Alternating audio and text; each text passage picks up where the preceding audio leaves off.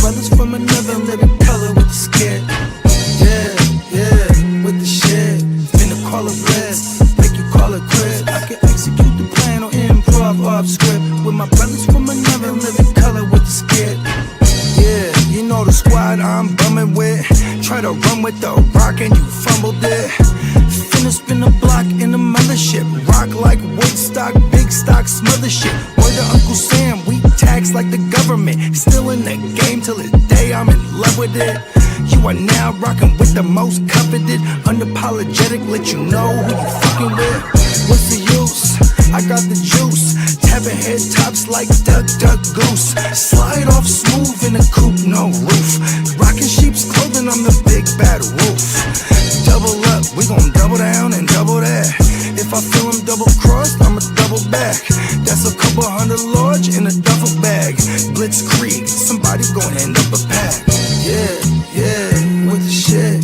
Finna call a blitz, make you call it quits. I can execute the plan or improv off script with my brothers from another living color with the skit. Yeah, with the shit. Finna call a blitz, make you call it quits. I can execute the plan or improv off script with my brothers from another living color with the skit.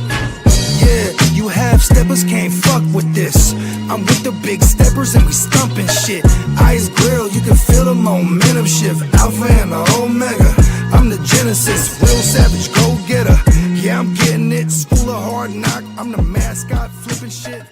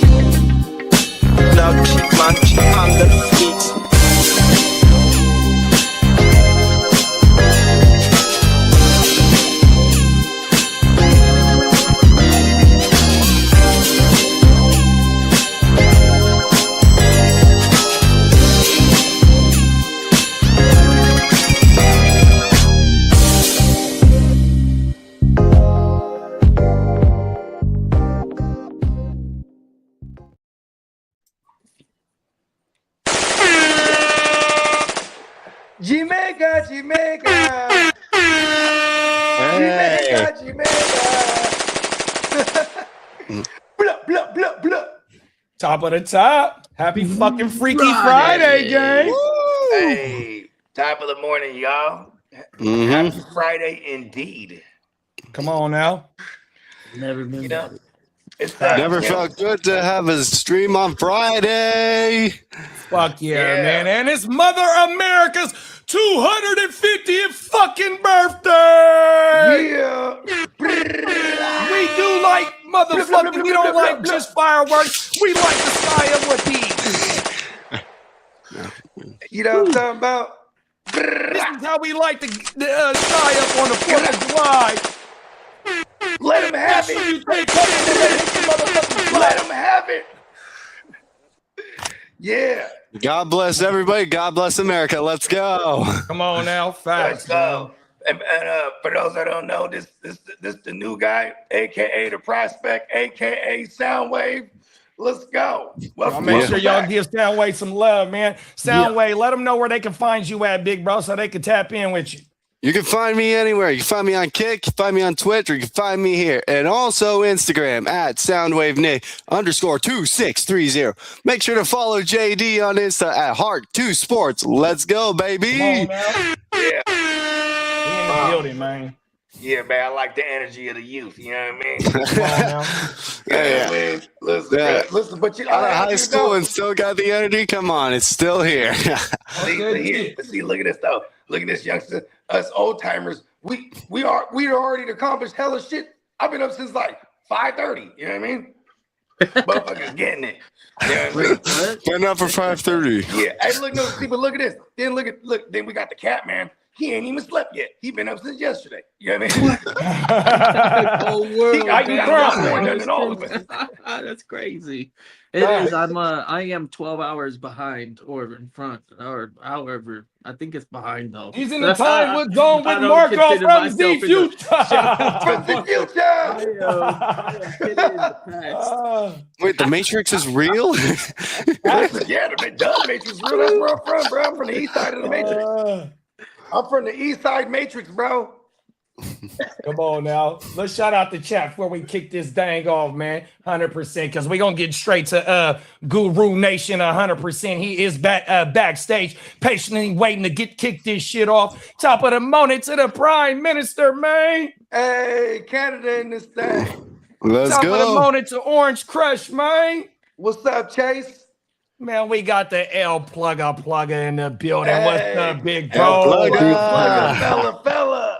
Come on now. And we got the king of the LBC in the building. What's up, King D? Summertime in the LBC. And there go the ear to the streets right there, man. They fresh off ear. giving blood. He's out there busy. Quit dragging your ear on the ground and get your ass in here. Bitch, you need me to let you in, big bro, or you good?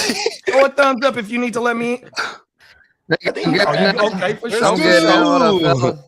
What up, Guru? Guru Nation in the building. Come on now. You know what I mean? And you already know, you definitely tuned into a 4th of July Friday edition of Come on, Wake your Game Up. Let's go. Guru Nation. Come on now. Oh, hi. So where you taking us this morning, Guru? Oh, I got to do tight end rankings this morning. Okay. Tight cool. Oh end. shit, tight ends. This is Yeah, an let me interesting rejoin one. I from feel my- like this position's strong Okay. now. It's He's- crazy he- all of a sudden. He's Hey, you ain't never just lied. just That click is back a in. lot of tight ends, bro. Shout out to all the young bulls, bro, that's making the name right in 1 year. Remember, we had to wait on tight ends. I want to say Kyle Pitts, his rookie year, we got 1,000, and that was one of the first rookies to do that in a long time, I think, since Dicka. But other than that, though, bro, these young tight ends is coming in, making a motherfucking impact, dog. 100%. Yeah, we like. So we're getting more and more, here, more so- opportunity to bang at that position. And plus, a lot like one of my favorite tight ends is Harold Fannin, right? He's a do-it-all tight end. He did it at in Ohio. I forgot it. Bowling Green, bro. He was running routes, taking end rounds, taking handoffs. He did the shit. He did that shit his first year in Cleveland. He sure as fuck did. Tyler Warren getting a whole bunch of Warren first is ones one. last year. From Indiana. These tight ends coming in commanding targets, bro. My And favorite, my favorite part. Sorry, I didn't. No, go ahead. My favorite part Rock about that. the tight end position is that we actually have tiers also. So if you want an elite tight end, if they're not cheap, they're like up there. They're with premium. The bottom end top wide receivers. So if you're buying a McBride or young buck from Las Vegas, Bowers, that Brock Bowers? that's gonna you're gonna pay a high price for either of those tight ends right now. I guarantee it. When it comes to your redraft, they're gone in the second round. They're not gonna stick around, and some of your league mates might like one of them way more than you do, and you get surprised at the back end of the first round. Any of those guys could go. I mean, if you're playing in the leagues with the tight end spot, actually, right? Yeah, we're Like, playing. that's a We're playing position snakes. scarcity. So these guys in the first round at the back end, if they really want that tight end, I'm telling you, they're going to take them, and they're going to take whatever wide receiver falls to them. But they're I not will going to say miss this, out on like, the yeah. ride. Maybe the tight end scarcity that I'm so accustomed to isn't the case this season. No, You it's guys- not. It's not. Your only thing that you got to worry about, and just I've heard a lot of my brothers say this shit. I'm going 5 wide receivers. So if you're going 5 wide receivers, you're getting the third and fourth tiers of tight ends. So that's why you need to watch the Heart to Start podcast, because I be nailing them late round tight ends 100%. So if you don't want to spin the bag like Gang Green is talking about in the premium position of the tight ends, man, look, bro, you're going to have to go learn how to find these late round tight ends that can boom as well, dog. 100%. Tight ends are like running backs, bro. 100%. Yeah. Yeah, I got a Yeah, bunch 'cause of they'll pop ones up. Opportunities listed right late now. that It could seems be like in the game gems. plan. Yeah, for sure. Hey, we got Ghost Monkey in the building. What's What up, up, big Ghost? ghost? We got the Ginger Ninja No Hard R, my player fucking What's partner, happening, man. Danny I Dan? love it. Dennis, what's happening? Minnesota in the building. You know what, Emil? We'll answer that question when Big Bro pops off this shit because he might not even make the top 12. We don't know. You know what I mean? So if he don't make the top 12, bro, that's fourth tier tight end. Oh my Yeah, man. and that's a testament to what we've just been talking about the last Facts. 3, 4, Facts. 5 minutes. Like fucking Isaiah likely is gonna pop off at least 3 weeks this year. Well. Chigo Conquay, bruh. That's Hey, Bogey, I just man, here. Let me show y'all this tight end. Okay, I just traded Isaiah Likely for a Chiga Conquay, Rashad White, and I gave up a 3rd round pick. Let's go. Offensive only league. Let's Somebody go. really values Likely. Holy Bro, shit. that motherfucker just trading to be trading, bro. Oh my god. Throwing shit at the wall and I hoping love it being sticks. on the other side. And I of those love you, trades. big bro, They and I must hope have you Jackson watching Dart. this shit too. Oh my god. I do have 100%. Jackson I love Dart, that so trade. that Hey, I'm could gonna tell have you been his thrown initial shit. offer. His initial offer was a Rondé Gatson and Chigo Conquay. I'm like, bro, I don't need 3 tight ends on my roster, but I do need some running back depth. So I counter with Rashad White and Okonkwo or Isaiah Likely in the 3rd. And Brad smashed the accept in like 2.2 seconds. Come on. I'm back. When? I didn't hear much, but I'll catch up. Oh, you might need to click back out, bro, if you can't, because sometimes StreamYard be like making us not be able to hear certain other individuals on the panel for some fucking reason. No, I fixed it. I just fixed it. Oh, okay, you good? Okay. Yeah. Yeah. But speaking of tight guy. ends are actually good. So yeah, having a good tight end like Tyler Warren from Penn State, that would be a good draft. But I don't know how well he's going to do this year. Yeah, I mean, they got he commanded 100 targets. My bad, Google. Yeah, I just want to say he commanded 100 targets. Pittman is gone. He was a good. top 20 wide receiver. Alec Pierce might be down for a minute. You know what I mean? We don't know what we're going to get out of Josh Downs, which is one of my favorite wide receivers in the league. So immediately, Tyler Warren is the number one benefactory because of Pittman and Alec Pierce might be down. Yeah, 112 targets last season as a rookie. And he died down at the end of the year once it was Phillip Rivers and my other boy, Riley Leonard. Yeah, Riley Leonard. Riley Leonard, the backup QB from he was kind of Notre Dame. He went to Notre Dame. He's like everything that he's everything that Air 15 wants to be. Them is facts. And he was a 4th, 5th round pick. Air 5 is what? Top 5? Top 5. Top five. Yeah. But we can go starting with them like receivers now, like if we want to. Just saying. Come on now. Okay, we can go, but let's pop this thing off. Google. Yeah, we did receivers. Yeah, we did receivers last week. And No, he's the new guy. Don't worry. He's figuring it out. We've been posting that's why he's got the prospect patch. Oh yeah, no, that's all good. I just wanted to put everyone on game that we did running backs early as well as receivers, and they've been posting a lot of shorts. Shout out to producer P Miles Peacock. Getting all those shorts up. That's me doing that shit, dog. That's me doing that shit, big bro. No credit when it's due, man. Shout out to the fella. And I love you, Peacock. That's my motherfucking dog. But yeah, anything that's coming directly to the channel, bro, that's me back here doing that shit. For sure. Well, my bad, JD. I appreciate you. Nah, and I meant to ask you if you want me to send your shit to your shit because, I know you didn't, at the beginning when we fired this joint up, you know what I mean, 100%, but also I could do it unlisted. You can go in there and manually add your shit if you didn't want it to go straight bang, bang, bang, bang, bang. And I can do that for all the channels, you feel me? But you would have to go in and put in what time you want and date that you want that shit released. Yeah, for sure. Man, we making sure that we keep everybody updated with the top 36 running backs and the top 36 wide receivers on all 4 YouTube channels, 100%. Yeah. Hell yeah. We continue. Top 36. Yep. So we'll do tight ends a day. We might get to 24. Yeah. We'll see how we go. That's how it get is. Through 12. Yep. And definitely not going 36 deep for tight ends. But we will have some sleepers. There's some deep sleepers that get brought up because there's definitely in these tight end premium leagues we gotta be aware of these late round tight ends because you never know. Some years, I remember Laporta's rookie year was an example of you get a tight end there, he might have some potential, and then he ends up being like a top 5 option at the position, and that shit can really swing that could swing if you make the playoffs or not potentially. If you can get one of these or multiple of these tight ends that end up having breakout seasons. So we'll get to those here in a bit, but we'll start off with the obvious ones. I'll just do numbers 1 and 2 right off the bat here. Trey McBride will kick it off at number 1. I mean, it's pretty obvious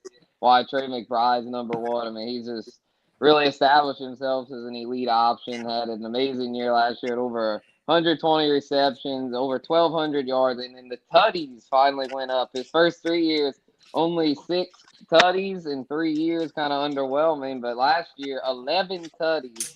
So hey, that's why Brissett want to get a motherfucking increase on his pay because he got McBride double-digit touchdown. Hey, facts. Yeah, I mean, McBride was like crazy.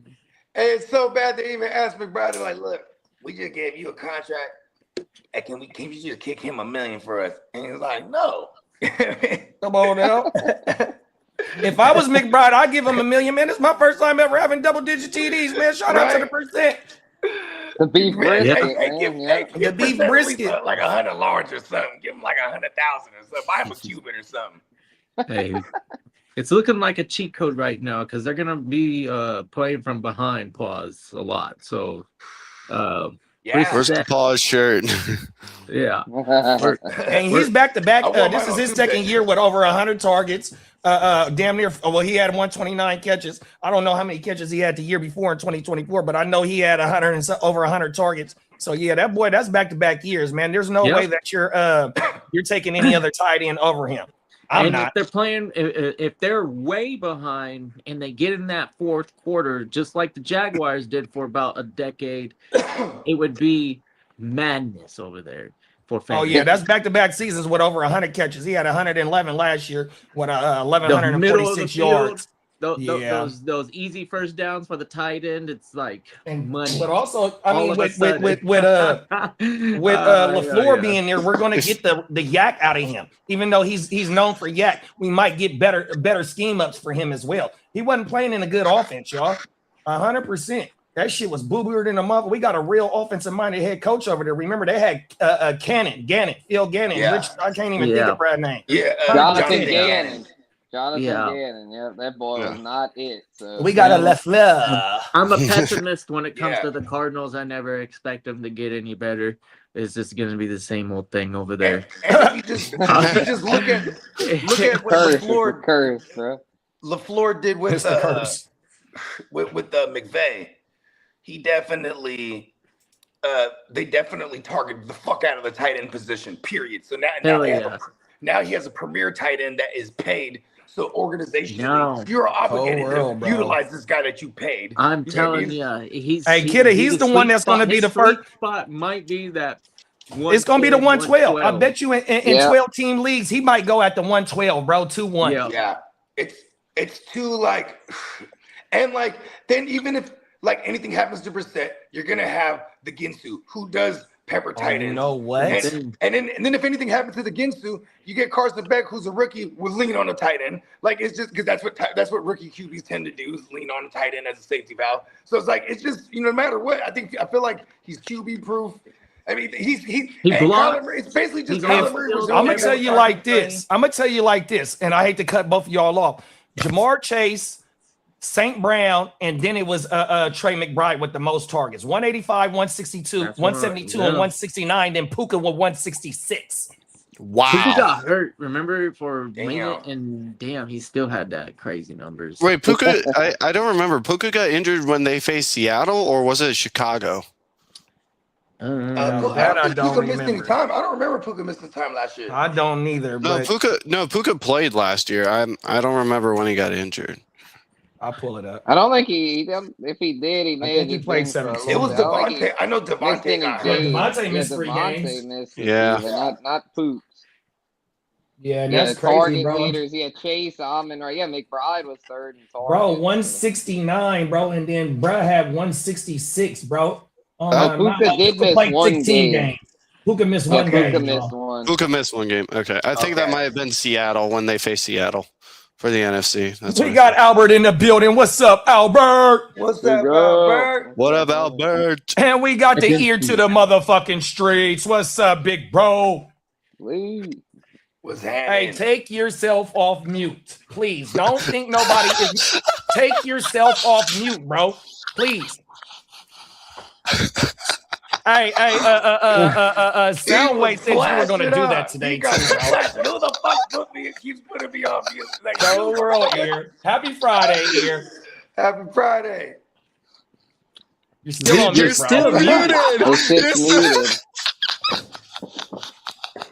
Yeah, please take yourself off mute. Thank you. Oh my goodness. I'm a little loose today. I got banged and drained. Pause. Oh, that's a big call. They drew blood. They drew blood, y'all. Oh, shit. They drew blood. Was today. Dracula his doctor? Come on, man. Oh, Dracula, your doctor. What up, Guru? Hey, what's good, homie? Yeah, he pulled up this in time, man. We just started the tight end rankings. They had McBride at number 1. I don't think you're gonna like number 2 here. It's just a warning. You're not gonna like number 2.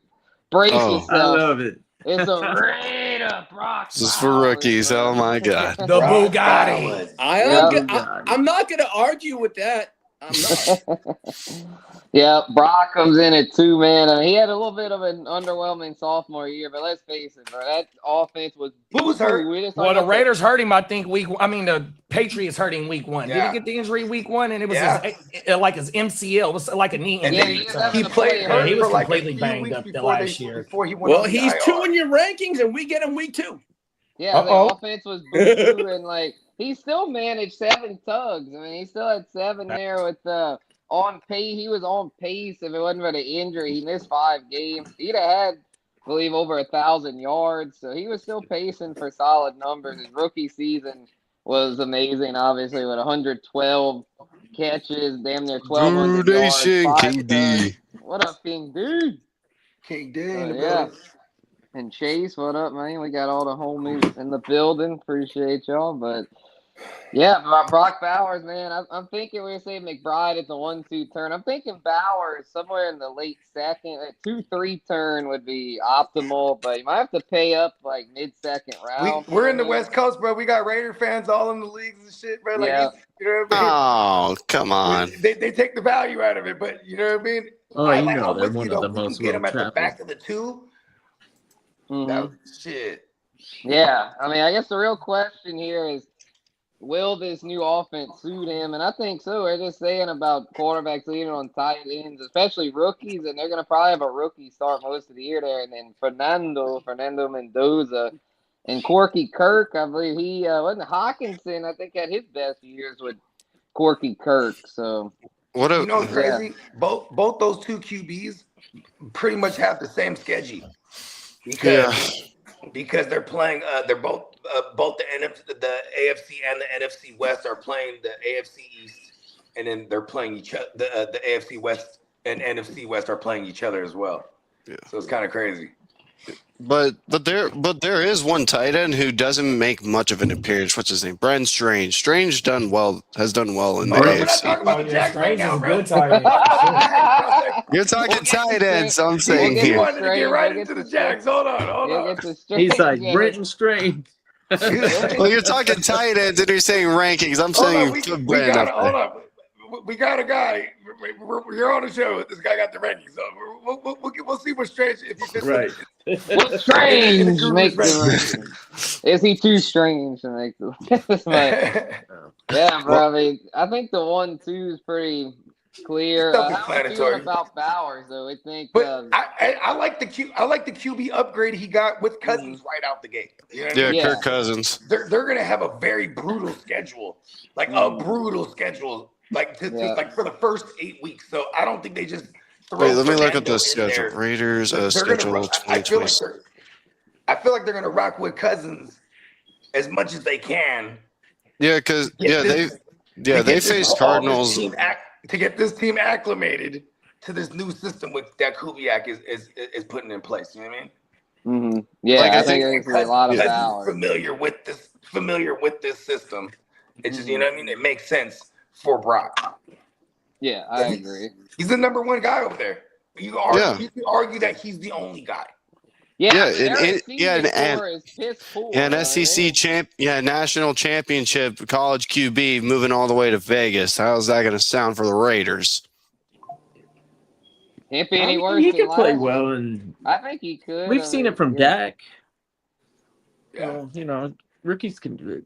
Yeah, rookies. Yeah, usually some rookies do better than what normal people think. Well, it's because there's not a lot of film on these kids too. So if they come through and they get it right out the gate, like look at Jaden Daniels the other year, his rookie year. You know what I mean? Shit, for that matter, Bo Nix. You know what I mean? They came out. Yeah, they came out into the playoffs. And for Jaden Daniels, you took him the distance. You get into year 2 now. There's a ton of film on them. You know what I mean? And then, you got a Drake May. Stroud, he was really good as a rookie. Stroud was, CJ was. He was throwing it all over the field. Bombs, but that was also the play calling. They would only just throw he would just have all his receivers run like fucking go routes and just go all the way down the field. That's all they were doing. It was crazy. Yeah, that I can deal with. Okay, so who you got at 3, Guru? Facts, yeah, bro. Yeah, the 1-2 is pretty obvious. I got Colston Loveland at 3. Shout out to Crook and all Bear Nation. Colston. Yeah, I got Colston at 3. He really showed out down the stretch last year. We had mentioned Warren a little earlier, which I got him at 4. Tyler Warren. I feel like they're both very close, but I got Loveland slightly ahead of Warren because I really liked what I saw from Warren down the stretch last season. He really showed that he could be a target hog in that offense. Ben Johnson, they target the tight end there, and Odunze and Burden are both promising, especially Burden. We mentioned how high we were on Burden in the last wide receiver rankings episode, but I think there's still enough to go around for Loveland to be an elite tight end this year. And the way he performed down the stretch, he was a high first-round pick. I don't see that changing. And I think that offense has room for growth. I think it's going to continue to get better. Caleb Williams, I think, still has some untapped potential. Hadn't hit his ceiling quite yet. So Loveland last season, I think, showed enough in the second half to justify this ranking. And then Warren, I think, is we had mentioned about with Pittman leaving that they're going to have a lot of vacated targets there. So assuming Danny Dumbass doesn't come back too rusty from the whatever happened with him, the ACL, Achilles, something like that. But the good news though is that he'll probably lean on Warren because he probably won't be able to run as much. So I think Warren will probably rack up damn near 100 receptions there. So what are y'all thoughts on Loveland versus Warren? Who we like better? I'm gonna lean Loveland just because he's gonna be in a better offense. You know what I mean? The argument. Hey, Warren's dope. Warren's dope, and the argument for Warren is he's like you said, there's a lot of vacated targets, and he could argue in the same argument for Brock Bowers. He could basically be the only guy there, soking in all of it. Yeah, is it the only game in town, as he like to say? Right? Yeah, but Loveland is going to put up more stats than Warren. Loveland's going to put up more stats. I disagree with that because even though you got DJ Moore and Olamide Zaccheaus that have left, and my boy Odunze, even though I keep saying this shit, he missed 5 games, but did nobody go over 100 targets, bro? It's going to be a highly concentrated target share over there. Even though that Loveland can carve out a damn good role for himself, him and Burden did it at the end of the year, bro, 100%, and they got the momentum going forward. But it's boring for me because fucking Pittman gone, bro. That's one of their biggest pieces of their offense. Matter of fact, how many motherfucking targets did he have? Because he was like wide receiver 18, dog. Oh my mama, he had 111 targets with 80 receptions out the door. Then you got Alec Pierce, who might not be ready for the season, beginning of the season, let alone gonna have to get some time to get caught up because I think it's an ankle injury. 100% by default, Tyler Warren is gonna get all the fucking targets, dog. 100% with this motherfucking. Where he at? Ty Warren. Oh, he only had 6 attempts, but he had 1 touchdown. That's the same thing I said about my boy Harold Fannin about him carrying the ball as well. They get first read targets and they get schemed up, bro. 100%. My only thing is hella wide receivers in Chicago or hella pass catchers. Yeah. Oh my mama. Yeah, a lot. And it's in a run Chicago. heavy offense. 50-50. You ain't lying. With Yeah. 2 running backs, and DeAndre Swift got like 49 targets last year as well. Yeah. My only counter to that would be, I mean, Indy's also very run heavy. I mean, if anything, they're even more run heavy with JT. I mean, JT. Yeah, but he commanded best running back. 112 targets with all those other wide receivers and JT getting 4-3 touchdown games. Like, yeah, we know that, but you know, but in the passing game, he's gonna be one of the first ones, though, bro. 100%. Yeah, I think they're both gonna be, as I say, first read options. Yeah, I like JD's take. I think he might have swayed me with the Tyler Warren just a little bit too, because there is a little bit. Yeah, I think so. I mean, and here we go, right here. Here go another damn good Danny stat. The Dumbass- target share between them.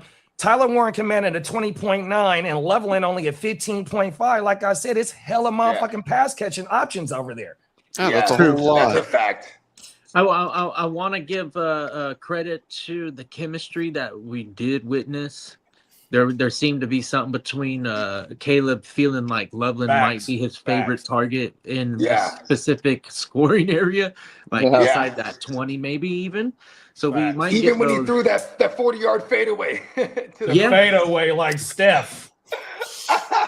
But I do like the balance. I'm telling you, Ben Johnson threw that play up. He's great. That's the argument against Loveland, is that offense is so balanced over there in Chicago. They did a great job mimicking the Detroit Lions, and they're brought it right over there. They're a true contender over there, and that's a strong division. There's 3 teams that every year have a shot, I think, out of the North for a playoff spot. They're probably my favorite division right now in the NFC for sure. Yeah, you ain't lying, big bro. Top to bottom, all them teams good over there. Over there for fantasy, I mean, we can really eat. Yeah. Chase said Loveland killed the Packers, and they were good at defending the tight ends.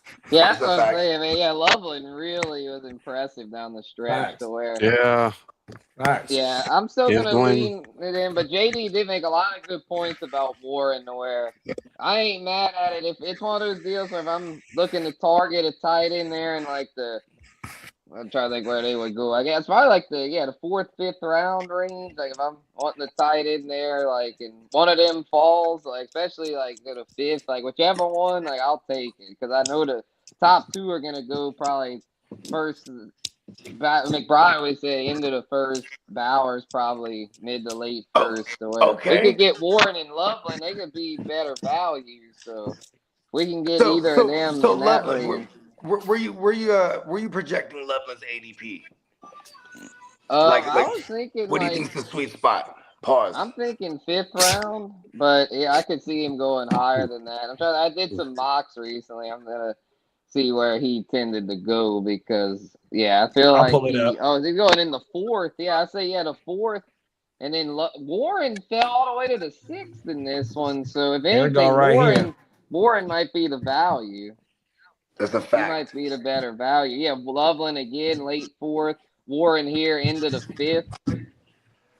Okay, this one got damn, this is crazy. This is one quarterback too. So we got Bijan, Gibbs, Chase, Puka, JSN, CMC, JT, Cook, CD, Amon Ryan, Jettis, and Drake to finish it out.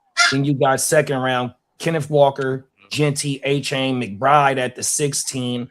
Hampton, Neighbors, Saquon, Love, Nico, Chase Brown, GP, and Olave to round out the top 24. And then the 301 is Brock Bowers.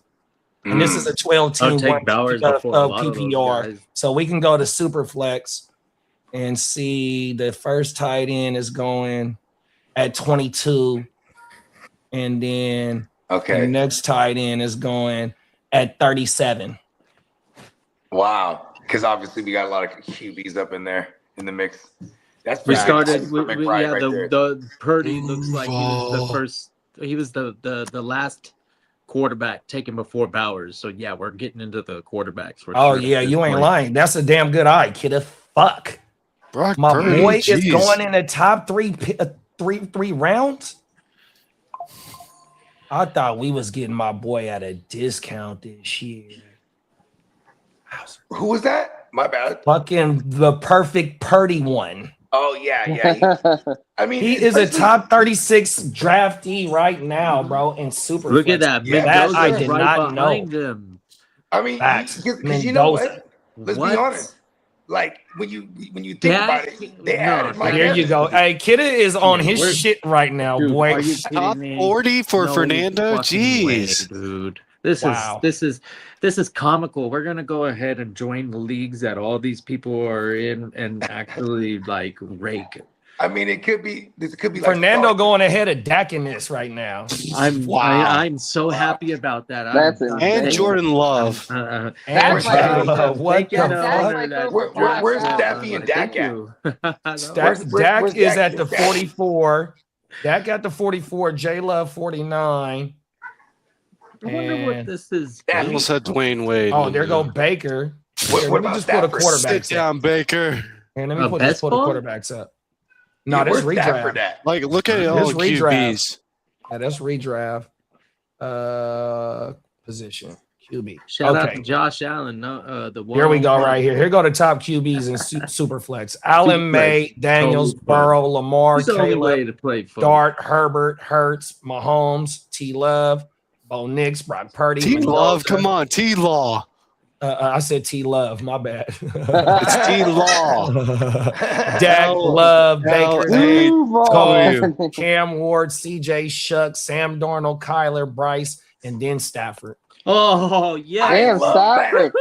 Man, I I love think this shucks league. about They got it. Stafford at the Tyler 8-4. and I was like, Stafford. where's I that was guy waiting Stafford on a at? QB. bro. I'm I'm just gonna surprised say that. Stafford I'm is waiting on not a that QB. high on the Fuck list. that. That's I'm waiting surprising. on a QB, I mean, bro. that's- I thought it was going to be higher, like in the top Motherfuckers 30. paid first, second round for the Lamar's, Burrow, all What? that. I don't Herbo want a 24? bunch of wide Okay. receivers. Oh, I got a question. And Here we then go. take Let's my go to the QBs late. Give Let's me go like to a the second Chuck tier real Stafford fast. 1, 2, duo. Holy 3, 4, shit. 5.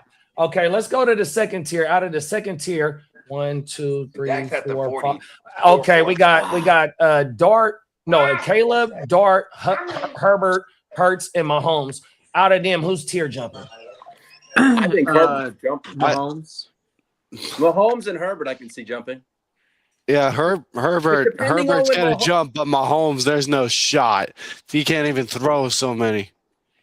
Huh? I'm saying Herbert's going to jump. Herbert's going to jump. Herbert is just going to jump. I don't know, young man. All right. Sorry, man. I shouldn't have did Patrick that. My Mahomes bad, might y'all. be- My bad, Guru. All right, now let's get back to Guru No, it's shit. all My good. bad. It's all good. Here Yeah, we go. no, I just leave no this up on the screen while we talking. Yeah, all good, man. Yeah, we'll go. move on here to 5, and this one might be a little controversial because I feel like a lot of people aren't buying it, but I think he's finally gotten to where we can trust him. Kyle Pitts. Got Okay. Kyle Pitts here at number 5. And I think the Tua thing's not bad for him. I think Tua will be. I mean, look at Jonnu. Jonnu was a big thing with Tua, and with Tua not really going down the field much anymore, I think Kyle Pitts will do just fine with him. And even I think with he's gonna- Penix- Go ahead. Sorry, Spencer. I didn't mean to interrupt you. No, go ahead, Lee. Yeah, no. it's I was all gonna good. say I think with Stefanski it's a lot better too. Yeah, that's a good point. Yes, That's Stefanski's my the take, coach. and I'm sorry for interrupting you. No, don't apologize. That's all good. I appreciate you adding some extra context there because, yeah, I think in that system, and Kyle Pitts is going to do really well. I just think, and he comes at a value, in my opinion. A lot of times he goes in like tight end 7 or tight end 8 because I think a lot of people are still scarred by the years of disappointment. And I can understand that to a degree, but I just think at this point in his career, he's gotten past that and he's here to stay as far as being a top 5 option at the position. I mean, I know it was not a huge sample, but in those last few games of last year, I feel like he really showed what he could do, commanded 118 targets on the season, finished with 88 receptions, damn near 1,000 yards, only 5 tugs. That's what we need to come up is the tugs. I mean, with his size, I mean, he should be getting more than 4 or 5 tugs. So hopefully this is the year he could really break out in that regard. But I'm buying though. I think he's a good value. A lot of times he goes around the range of like, Fannin and Warren and Tucker Kraft, Laporta, all in that range. But I'm thinking Pitts will get that 5 spot. And I think Fannin's right there though. I mean, Harold Fannin really showed what he could do last year. JD mentioned about him even carrying the ball some, and I don't think it really matters who the QB is there. Fannin's here to stay, and he commanded over 100 targets as a rook with 72 receptions, 731 yards, 6 tugs. I mean, very solid numbers. And he was someone that wasn't really guaranteed a spot right out the gate. He had to earn his spot, and Njoku was still over there. And a lot of people were saying, Njoku's not going anywhere. But Fannin basically supplanted him as a starter, and he's here to stay. So got He Pitts passes and Fannin the eye at the test. 5'6". Yeah, for sure. I mean, he's at 6'4", 241. So yeah, I think he's legit, y'all. Yeah, I was surprised with Pitts' 88 receptions, bro, and them 111 targets. That shit, he was getting busy, dog. He really was. Finally. Finally, exactly. I was like, both of these both Pitts and Fannin were getting very busy. Didn't Drake London get hurt as well last year? Yeah, that helped. That helped Pitts get even busier. Once London got hurt, Pitts was like the top tight end damn near. And we got that with shout out to like how you was talking about Bugatti, bro. If the Bugatti get Quirky Kirk to start off, you know what I mean? Quirky Kirk was the one that was feeding KP last year, bro. Yeah, exactly. You know what I mean? So, yeah, if anything, if I'm KP, like I'm hoping Tua keeps that job because man, Jonnu with Tua was fucking nice and 100%. I mean, no disrespect to Penix, but I think with Tua that could make Pitts. Yeah, really, if you can keep really Tua good. upright, he doesn't throw gang signs up on the ground. You know what I mean? So that's true. End up hurt. And Stefanski, that should be his number one priority is keeping Tua upright because he's already said, like, bro, that's his main trait is accuracy. Like he's pinpointing shit. Yeah, you feel me? He allows the receiver catch after the run. Back shoulder shit, you know what I mean? Deep ball accuracy on point. Well, he pointed out before 2023 led the motherfucking league in passing, bro. 100%. The motherfucker, if you keep him upright, he gonna get you the ball, dog. And if you look at Stefanski's, he's the product of Kubiak, Gary Kubiak. You know what I mean? So and then here he's coming from a McDaniels.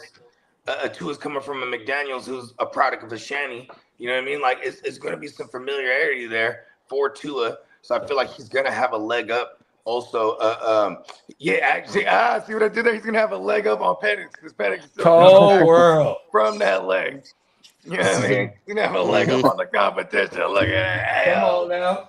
And then look at Stefanski's history with the Browns. He done ran through every single QB. You know what I mean? Like, he's like, listen, I'll work with any QB, and this guy's accurate. You know what I mean? He's basically he hasn't said too much about Penix, but you know what I mean? He also hasn't said anything bad about Penix. Yeah, I think Buddy only doing 7-on-7s and shit like that. He can't even fully commit to being on the during the mandatory shit. Buddy couldn't even fucking commit. You feel me?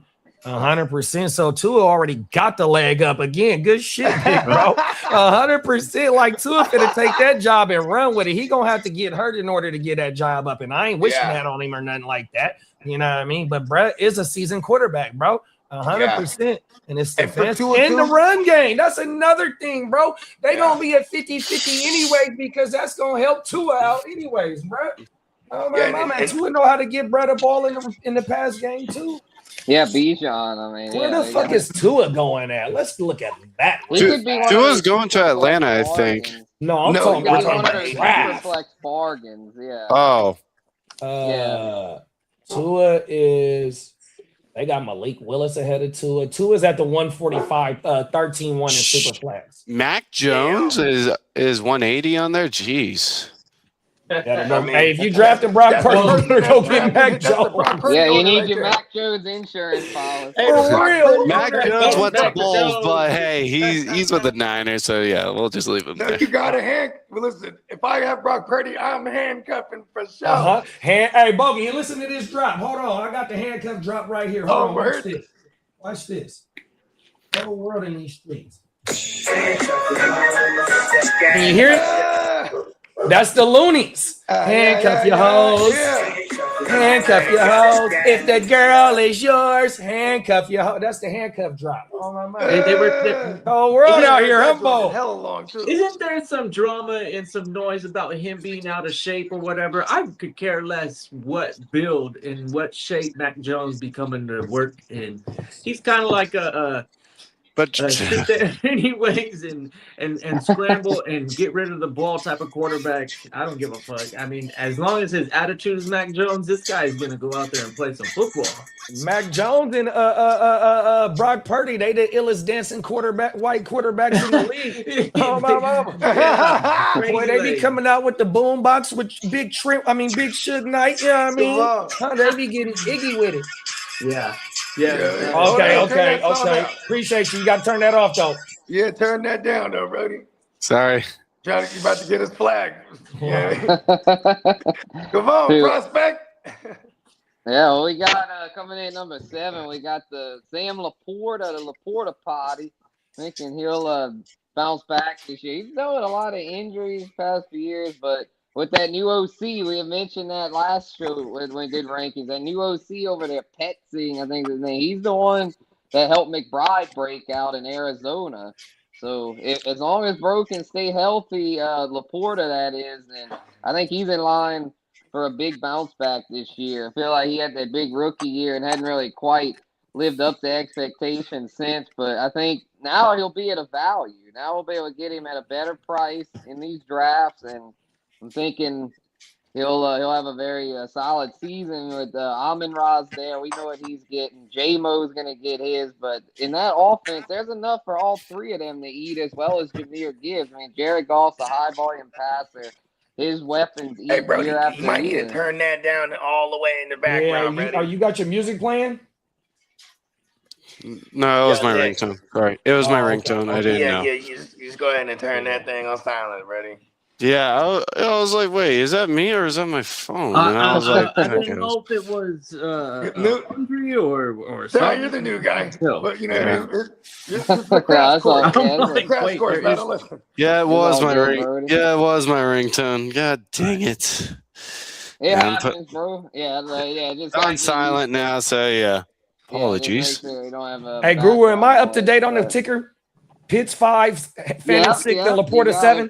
Yeah, appreciate it, bro. Yeah, Yes, that's it. That's it. Back. So what y'all thought? Y'all think Laporta? I know we had mentioned about him last week, but yeah, I'm thinking he'll be in for a nice bounce back this year. I mean, I know JD. I can't remember his name, but JD always points out that OC from the line. From the Cardinals. From the Cardinals. Yeah. He's over there with the Lions now. So you just gotta love the idea of that, right? You know what I mean? Come on now. Yeah, exactly. Like that could only be good for it. Laporta's not like it's gonna be bad for him, Yeah, I think so. So then Tucker Kraft comes in at 8. He's coming off a pretty bad injury, but so all the signs point to him being ready. It sounds like he'll be good to go, and he really emerged last season. He was Jordan Love's favorite target prior to that injury. He was really having a nice breakout season. So I think he's in line for a nice year. It's just coming off the injury, though, I'm not sure if I'm quite buying him at his ADP because I feel like he tends to go above like Pitts, Laporta, sometimes even as high as 5. I sometimes see Tucker Kraft going as tight end 5 overall. So I think he's going to have a nice season, but I don't know if he's going to quite live up to his current ADP. The one thing about Kraft is what he played 8 games, 7 games, and that motherfucker is tied for 4th in TDs. That's what Jordan Love was getting in the ball. And then what was it? He was getting 15.3 yards per catch. So he's a playmaker that's getting used down the field, big plays. And you know what I mean? If we get 10 points per reception, 1 point per reception, 1 point per 10 yards, and he averaging 15.3 yards per catch, 100%.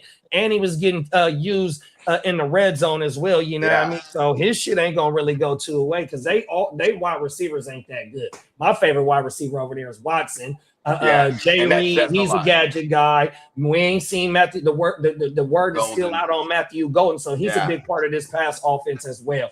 100%. We just need him to stay on the field. The other tight end that they drafted before him, he's Musgraves. He didn't pan out. He's out of the equation finally. Because it's always been lurking in the background. But that motherfucker was playing all season and never did a dang thing. So there you go. Bro. Yeah, and even though he only played 6, 7, 8 games, he was third at yards per catch too. That's true. We're going yard, buddy. That's I'm correct. going to swap Kraft and Laporta because, I like Laporta, but Kraft, I think Kraft is just, as we've gone over, he's just a more featured option in that offense. They don't have an Amon-Ra over there that's going to command that amount of targets to where I just feel like now that we've reevaluated it here, and that's why I enjoy doing this with the panel, is because y'all make great points. And so in this case, I think it's worth swapping Kraft with Laporta because Kraft is, like JJ saying, he's going to be a featured option there, even coming off the injury. And you know what's crazy is there's gonna be a recency bias on both these players. These guys are gonna be values, and like they got news that he might not be ready for week 1 when we're talking Kraft, but see all the more reason just depending on what time of the offseason you're drafting, because you're gonna get Kraft and Laporta at a stupid value because both of them are coming off of injuries. That's true. That's true. Yeah. We got to stick to the game plan. There's a method this season, and it's clear. And if you don't follow it, you're probably gonna get lucky. But I think when you look at the statistics on the successful teams, the team builds are gonna be the first 5-6 rounds. No quarterbacks or tight ends. Come on now. And that's where I agree with you, Kitteh, because my point was about to be to double back on this. Now that we're talking about Kraft and SLP, these are going to be league-winning tight end spots if you nail this. Pause. 100%, because you didn't pass on the top, damn near the top 2 tiers, and you didn't completely build your team out like Kitteh said. This is where you're going to get your value at your quarterback and tight end position. 100%. And if you nail that shit, bro, you didn't knock this shit out the park. 100%. That's like how Spence said. I'm glad, like Spence's words was, I'm glad I do this with the panel because we're going to bounce this shit off of each other. And not only we're just going to try and nail our first 3 picks, bro, we're trying to build a complete roster. That's the goal, bro. We want to win best balls. We want to win dynasty. We want to win the redraft. And it's all kind of the same principle. Play PPR, try and single out the IDP leagues. That's the content that we'll provide you consistently here in this building. Superflex IDP, and then everything else. It falls in the same. It all falls in line with the mindset. Hey, can I chime in for a second? Talk Go ahead. I think that Dallas Goedert is going to be great value this year because you have no AJ Brown. There's going to be vacated targets over there, right? So they're gonna be feeding not just Devontae Smith. Dallas Goedert's going to feed. And he's one of Bruh's favorite weapons. Yeah, he's one of Bruh's favorite weapons. The quarterback on my moment. And Mannion come from Green Bay as well. Exactly. We talking about Tucker Kraft. Mannion come from Green Bay 100%. And then one thing I just want to double back on about Tucker Kraft.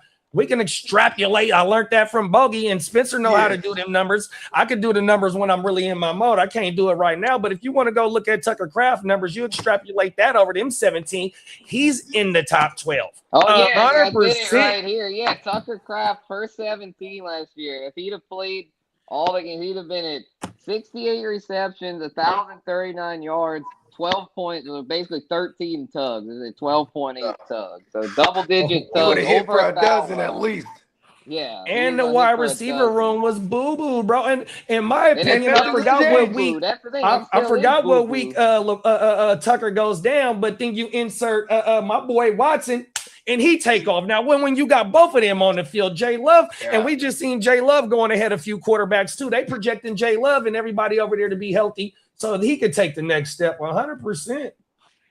And we've seen Jordan Love sling it before. That 2023 year, I think it was like QB4. I think that was his first year being a full-time starter. He went, yeah. Fact. Sam Darnold. We keep bouncing around. Let's get Guru's list accomplished before we start naming off some other titans. No, good. Appreciate you, Cat, man. Yeah. Hey, so I switched them. Did you want me to switch them around, or you want to keep it original? You can switch them around. That's cool. All right. Yeah, put Kraft at 7 and Laporta at 8, and at number 9. This is kind of a tier break, in my opinion. Like the top 8, I feel like are kind of in their own tier. And then once we get to 9, I feel like there's kind of a tier break. But there's some value to be had here. Lee had mentioned Goddard. I've got a Kincaid at number 9 here. Dalton Kincaid. My boy. Yes, post the breakout season. Go crazy on him, right? Matter of fact, getting the breakout. Sometimes it takes tight ends a while. Pause for them to break out. Look at Kyle Pitts. He's in the 5th year, and he finally. I like this one. So, I think Kincaid, he'll be here in year 4, I think. So, year 4, I mean, he could have a huge breakout incoming.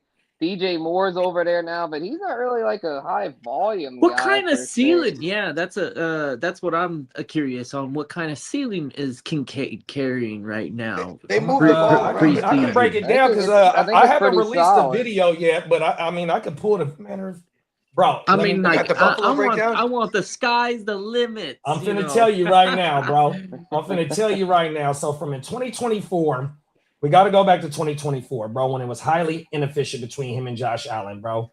Give me 2.2 seconds because I got the video. I just ain't uploaded it. I'll tell y'all backstage. But look, 2024, 75 targets to only 44 receptions, right? But he commanded a 20.2% target share. So being a first-round pick, and they being one of Josh Allen's main weapons over there, and he only played 12 games that year, right?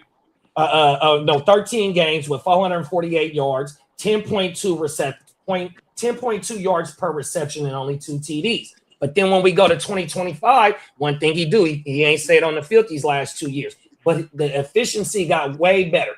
49 targets to 39 receptions, 571 yards. Receiving yards, but 14.6 yards per reception, second at the position. Then listen to this. Watch this. Where is that? Oh, this is 2025. Oh, this 2025. It's going to be 11.7 yards per target, first at the position. So he gets used down the field, big bro. 100%. His motherfucking yak, 259 yards after the catch, 18th at the position, dog. And he upped his TDs by 3 from 1 year to the next. 100%. Yeah, deep target share, 16. He's first at the position at deep target share, so he's getting used down the field. His first read targets is 15.1%, and then he had 26 first read targets. All right. And then he's getting 15% on the first read is nice. Yeah, I want all the Titans. I want all the. Oh, and a 9.5 ADOT, second at the position.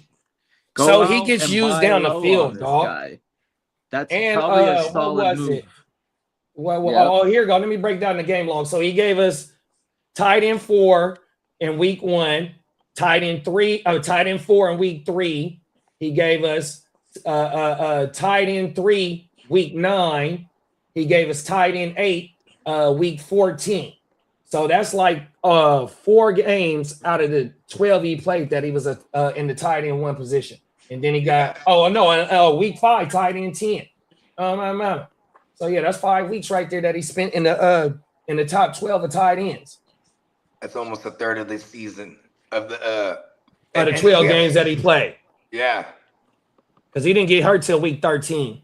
Oh shit! Or week 14, he got hurt. He got hurt week 14. Excuse me. So that means almost half his games. No, I take that back. He got hurt. He got hurt week 11 and came back week 14.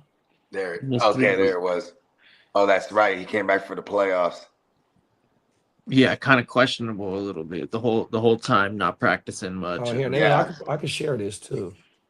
Yeah, that's my dog, bro. I'm fucking with him. And he didn't do nothing for it. I don't think he was a fantasy championship like caliber start. He wasn't doing any starts in fantasy playoffs, I don't think. Nah, not in the here. Where is that? Week hopefully 15, we get him to relevancy. He was tied in 25. Come on, Kincaid, week 16, he was nothing. Oh my, yeah, he didn't do nothing in the fantasy playoffs this year or last year. He's got to get relevancy still. He got to stay on the field. He got to stay on. That's all they got to do is stay on the field because Josh, like how Guru said, we don't know what DJ Moore gonna be over there. We still got Skylar Bell, they drafted, who a lot of people are high on, and then you still got Tupac Khalil Shakir over there, 100%, and then we still got Jay Cook on my mama. So you know what I mean. But you know the tight end, bro. When you got 14.6 yards per reception and 11 yards per target and a 9.5 ADOT, bro, he's not a catch and fall guy, and his target, his ADOT is a first down, damn near. I'm gonna stick with my opinion that he's like currently for any dynasty manager right now. If you can go ahead and find a way to add this guy on a buy low, like a manager right now might not really consider him a true asset. And if you swing a deal to get Kincaid in that mix, you know, I'm not telling you to go and capture a 1-for-1. I don't know what kind of value you're gonna receive for that, but this is a throw-in type of name right now. Yeah, for real. It's crazy. I know. You've been preaching this all off season. Really good value for him in one of our leagues. Yeah. If you could do like a solid 1-for-1, and it's just y'all gonna make me drop the video. Oh my mom. If you're on this cusp, man, and you try and you swing a deal because you get that additional Kincaid on your trade side, man. That's you do that in the Brotherhood. Now that I think about it. Shout out to Papa Guru. I sure did. What's up, Pop? A month or two ago. Shout out to the Crooked Commish. Yeah. What up, Crook? Here, I'm gonna pull this shit up. Give me two. Let me pull this up. Let me talk my shit real fast, y'all. Hold on, bruh. Oh my mama. Oh wait, wrong one. Stop sharing. Give me 2.2, man. Guru got me fired up. Oh my mama. Watch this shit, y'all. How we get to it? Oh, here go Kincaid right here. 2024 and 2025 seasons to compare how the efficiency got a whole lot better just in one season. But look, 12 games played, 4.1 targets per game, 3.3 receptions per game, 47.5 yards per game, bro. That's almost 9 points off the rip, just off receptions and yards per game. Big plays capability, y'all. He gets jiggy with it and with what they do say, bro. He's not just a fall guy. And he got a first-round draft capital on him, so they want him to see him win. And he playing with one of the best quarterbacks in the league, 100%. Up this total TDs by 3 from 2024 to 2025. And then with the yards per reception and the yards per target, that's first and second at the position, bro. That's what we want for these late-round tight ends. That's how we going to get them to boom, bro. 100%. Is by being able to be highly involved in the offense, getting used down the field, being able to catch and run with the ball. We just don't want you to catch the ball, run 5 yards, and fall. We're trying to find tight end ones later on in the draft. Run deep routes and run after the catch. And he's one of the first read options on the team. That's what helps us put up points in fantasy, but only when he's on the field. Plus, the efficiency got way better from 2024 to 2025. And we've seen it with the 49 targets and 39 receptions. Like the only way to get better is if the motherfucker stay on the field. Whole world. Stay on the field, yeah. Hey, that's the key. So I've been sitting on the video. The video is done, y'all. On my mom, I just been sitting on that bitch. He got him in the chamber. Cold world. You know what I mean? Guru, you got me on fire. That was my dog, man. 100%. Yeah, I'm glad I did. Yeah, gotta do him his justice, man. Come on now. He's a breakout candidate for real. Yeah. So. He's a tear jumping motherfucker for real for where we're drafting him. Exactly. So we got Lee had mentioned him. We'll talk about him here. Dallas Goedert got Goddard coming in at number 10 here. I think he's here to stay. I mean, I don't know if he'll repeat 11 tugs again, but he'll definitely still be very involved. No more A.J. Brown, like Lee mentioned. So I know they drafted that kid Stowers, the rookie, but I think Goddard to be on a contract, just a 1-year deal. So it's I think he's gonna still be that dude over there. He'll be motivated, trying to get a bag, and he's someone that Jalen Hurts is very familiar with, and so I think he's here to stay. And he'll be able to be a top 10 option at the position. I mean, he's not like he doesn't have quite the upside as the ones we mentioned before, but I think he's very solid and deserves to be, ranked accordingly. Yeah, and just I agree with you. He's like a motherfucking Mark Andrews because they are quarterback's favorite weapons. They are touchdown dependent, but they do be racking up TDs for some reason. They TDs be You ain't lying. Oh my mama. Hey, Goddard out of nowhere hits for 11 last year. I'm like, that shit crazy. For 11 for real. Whole world, bro. Yep, and we got Fergie's son at number 11, Jake Ferguson. Yeah. He cooled off down the stretch. He was going really good in the beginning part of the season. He didn't really have the finish like we were hoping, but he's still a solid, let's say, back end tight end one. Because the thing with the Dallas offense, they will throw. He got over 100 targets go his way last year, 82 receptions, 600 yards, a little underwhelming, but 8 tugs. The 8 tugs, very solid. I don't think that's going to drop off too much, if at all. Hopefully the yards will go up a little bit. Average only 7.3 per catch. That's kind of low. But throughout his career, he would average more than that. I mean, most years he would average 8, 9, one year even over 10 a catch. So if that goes up a little bit, then he should be very solid. Might even surpass this ranking because if something happens to either CD or Pickens, Fergie's going to be very busy. Talk your shit. Yeah. That's that's just an offense I feel like they're gonna throw it a fuck. Yeah, I mean, if Dak throws for 5,000, then I think Fergie, he'll get at least 800 yards, probably more. He might get it. If Dak's throwing for 5,000, well, everyone's going over like 11, bro. You know what I mean? At minimum, all three. Yeah, they're going crazy. They're gonna go crazy. So like Fergie's probably gonna hit for like 11 at least if he throws for 5,000. You know what I mean? Yeah. So I think Fergie's. I think him and Goddard are pretty similar. It was tough for me to decide who would be at 10, but I ended up going with Goddard. But I think they're very close. Yeah, not mad at it. Yeah, so at number 12, gotta go with the OG, man. I got Travis Kelce at number 12. Going with the OG. I moved him up a little bit. When I initially did the rankings, I was like, Kelce, man, his age, he ain't going to do it. But I looked last year and I was like, man, OG was still solid. OG is not washed yet.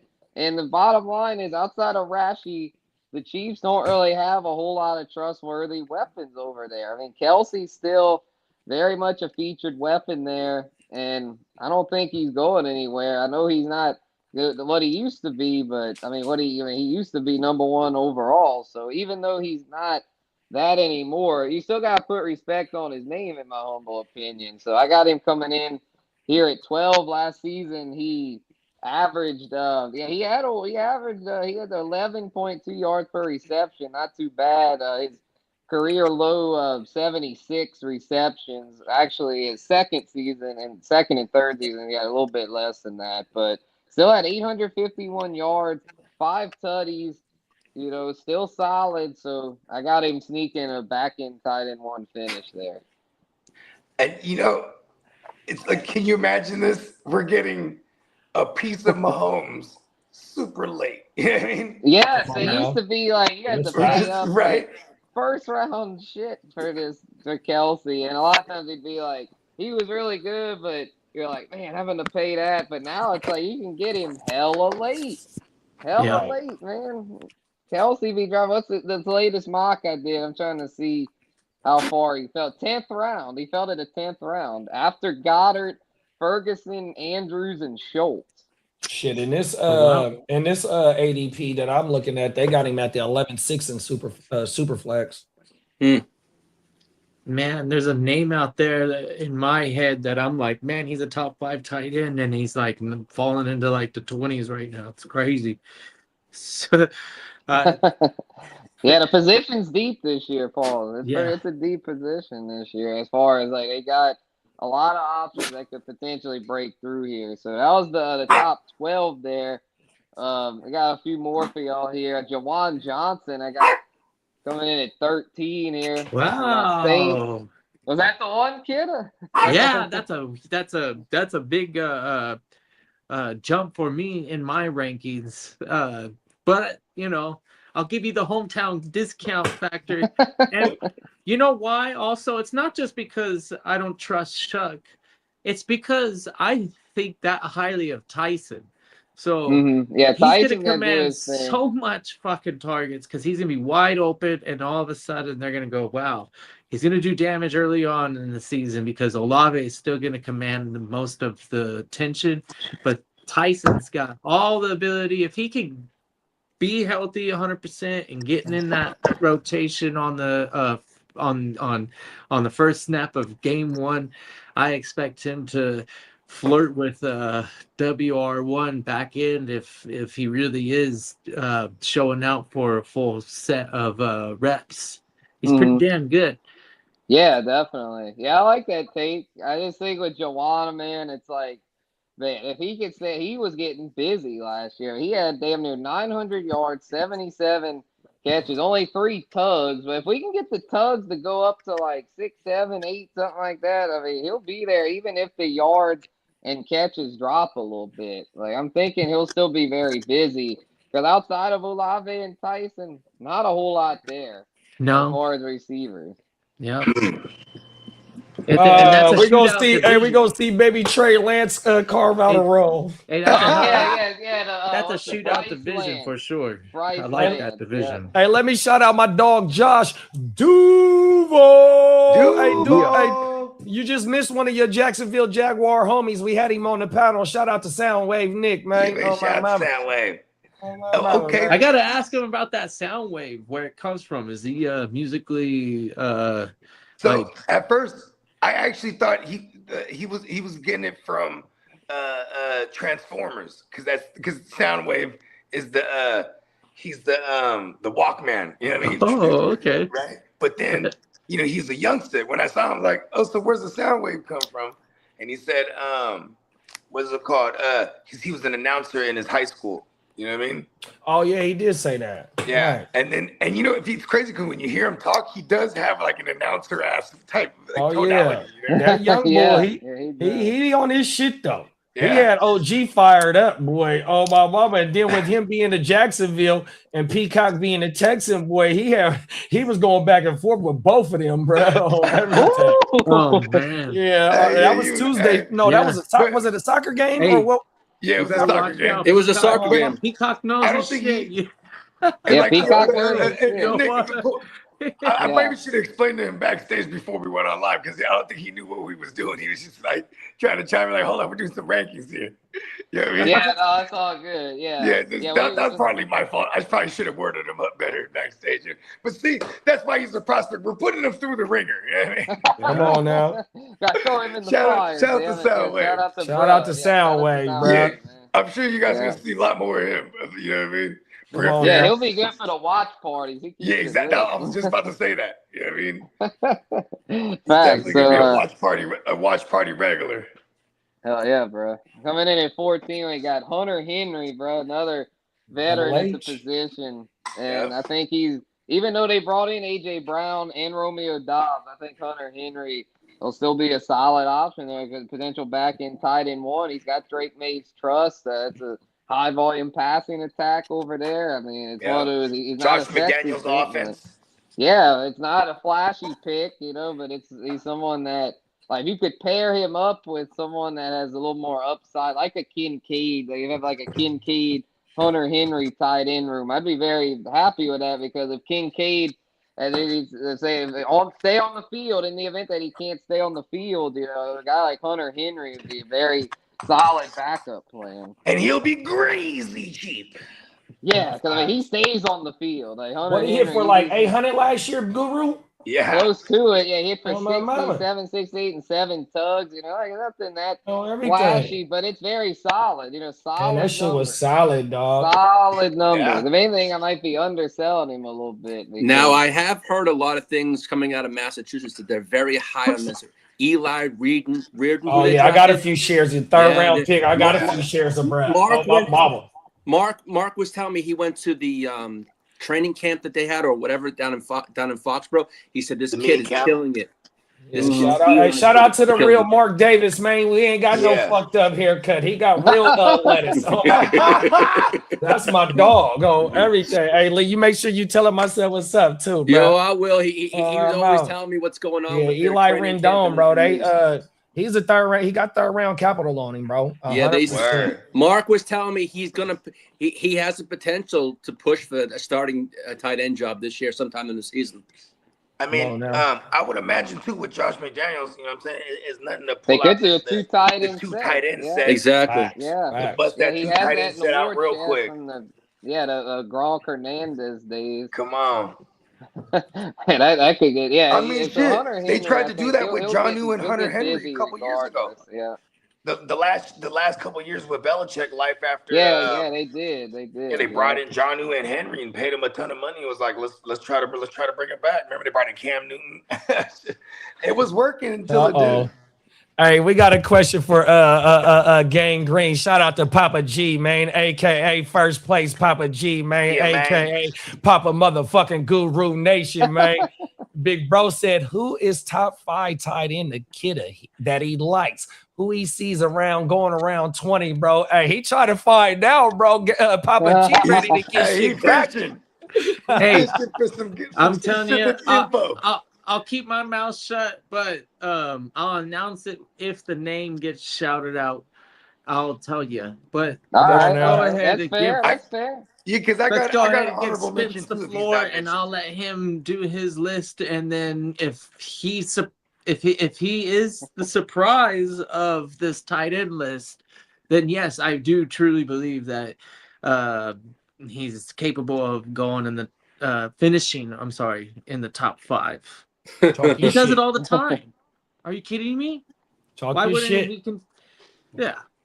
Shit, bro. Yeah, 15. We have a guy here that it's normally top 5, but he's coming off a major injury. Kittle. There he is. There he is. That's it. There we go. There it is. Questions answered. There you go. There it is. Kittle, the one who's pushing to play week 1. Pause. So I'm happy that it hadn't gone all the way to the 20. I do tend to exaggerate sometimes, but yes, if he starts to slip because of they think that he's aging or whatever, his situation gets a lot better when Aiyuk isn't in the building.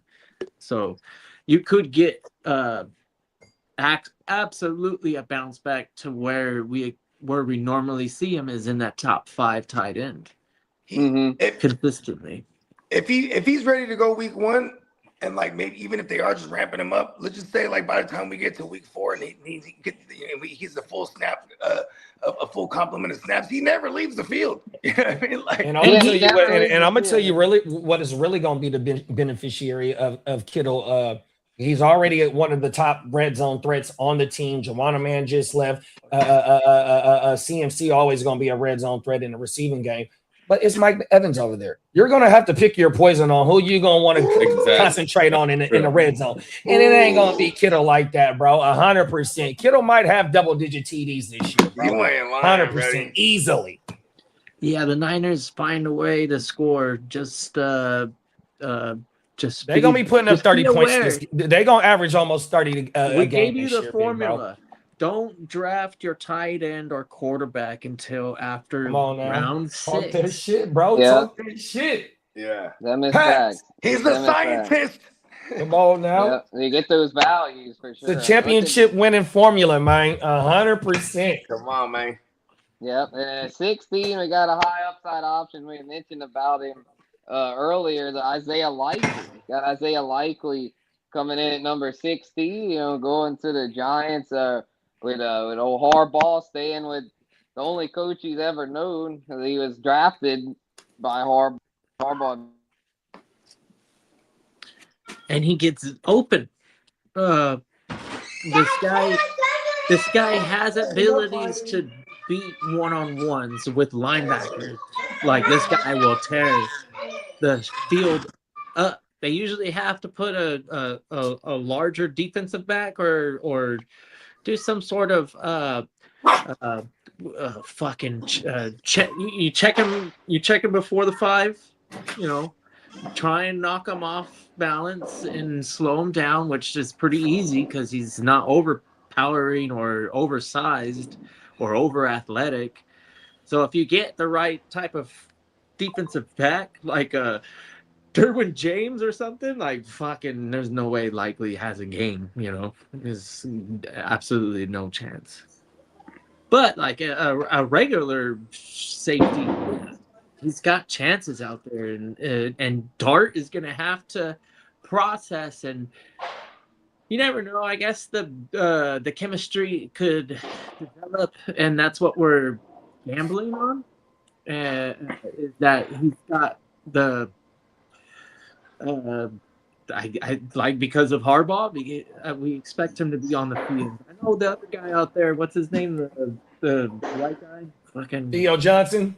No. Oh yeah, 3 fucking guys. Yeah, Was you it the got white guy Theo got Johnson traded? from Oh, last year. Bellinger. You talking about Bellinger? Bellinger, yeah, you got Bellinger and Theo Johnson over there, in New York. Theo Johnson was the guy that was after Bellinger, and he's actually way better. I now want to that say I he think was about top it. 8. He was 18. He finished 18 or not? Oh yeah, he finished 18 last year. 74 targets, 45 receptions, 528 yards with a nickel piece of touchdown. Yeah, he had a few shit. good games. Yeah, he was one of my favorites last year. And you got to JD was remember, there. hey Lee, isn't your old OC over there now too?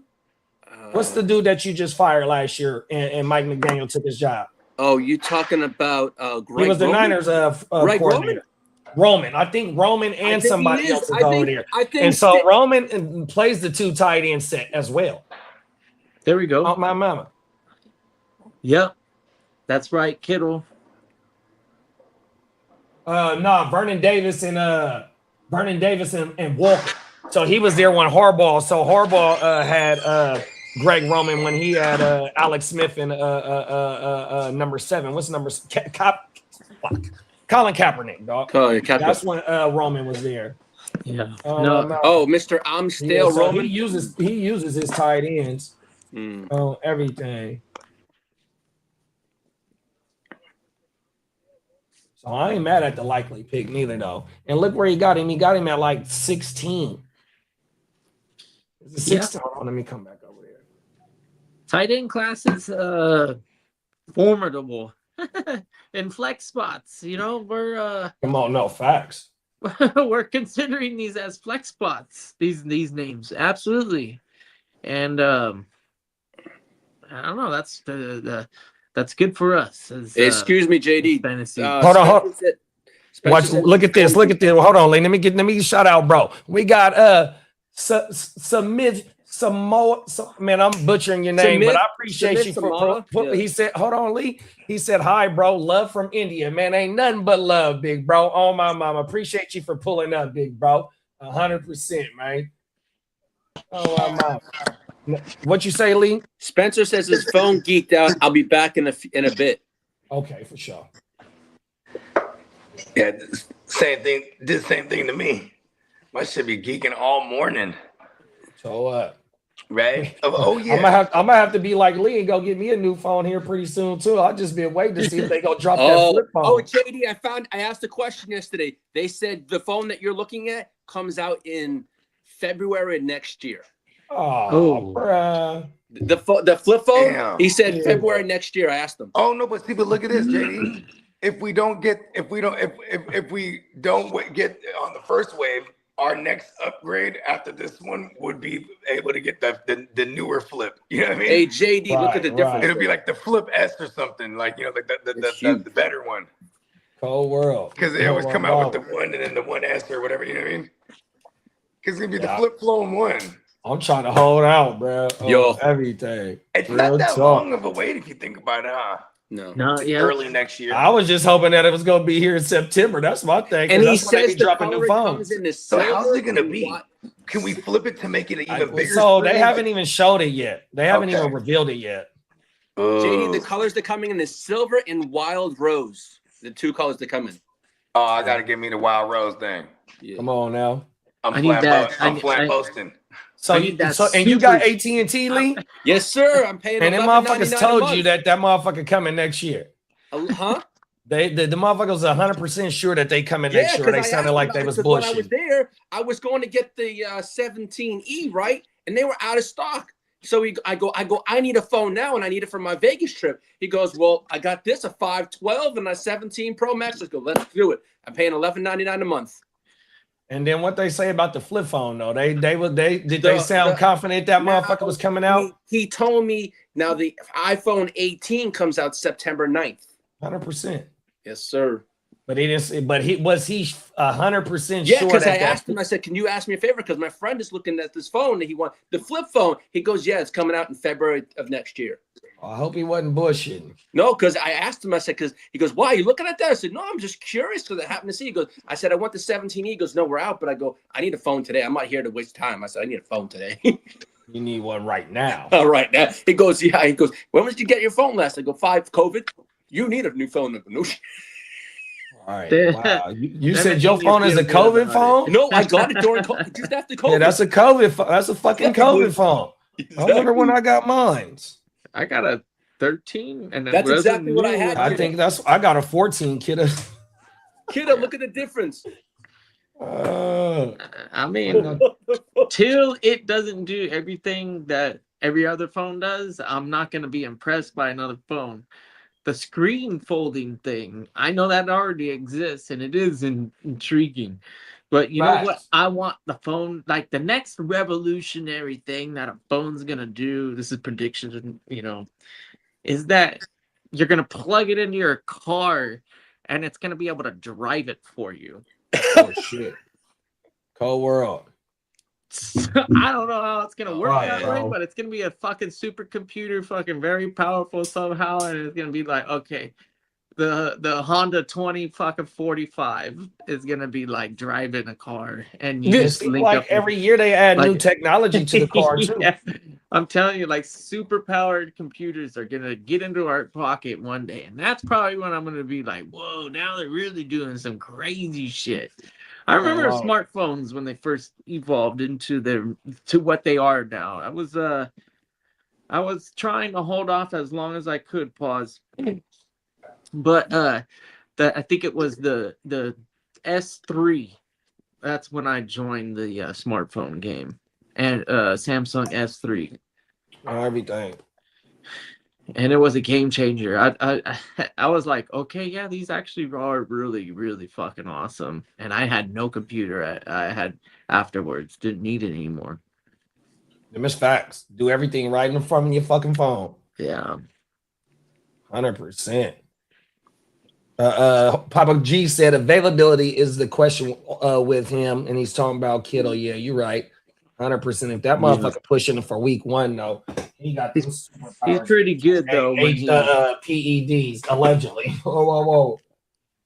When you consider the production that you got out of the 11 games, it wasn't terrible. Oh, it wasn't at all. 100%. He was booming for your motherfucking ass. They passing game was weak as shit. 100%. Yeah, I still consider him like a target monster over there in the end zone, and certain games when the matchup is in his favor and the run game is just really on. Like if it's firing on all cylinders, and I'm really they're the ones that got Kalen Black, right? Yeah. I'm interested to see what kind of production they see out of him in the preseason. I fully expect him to see all of the work.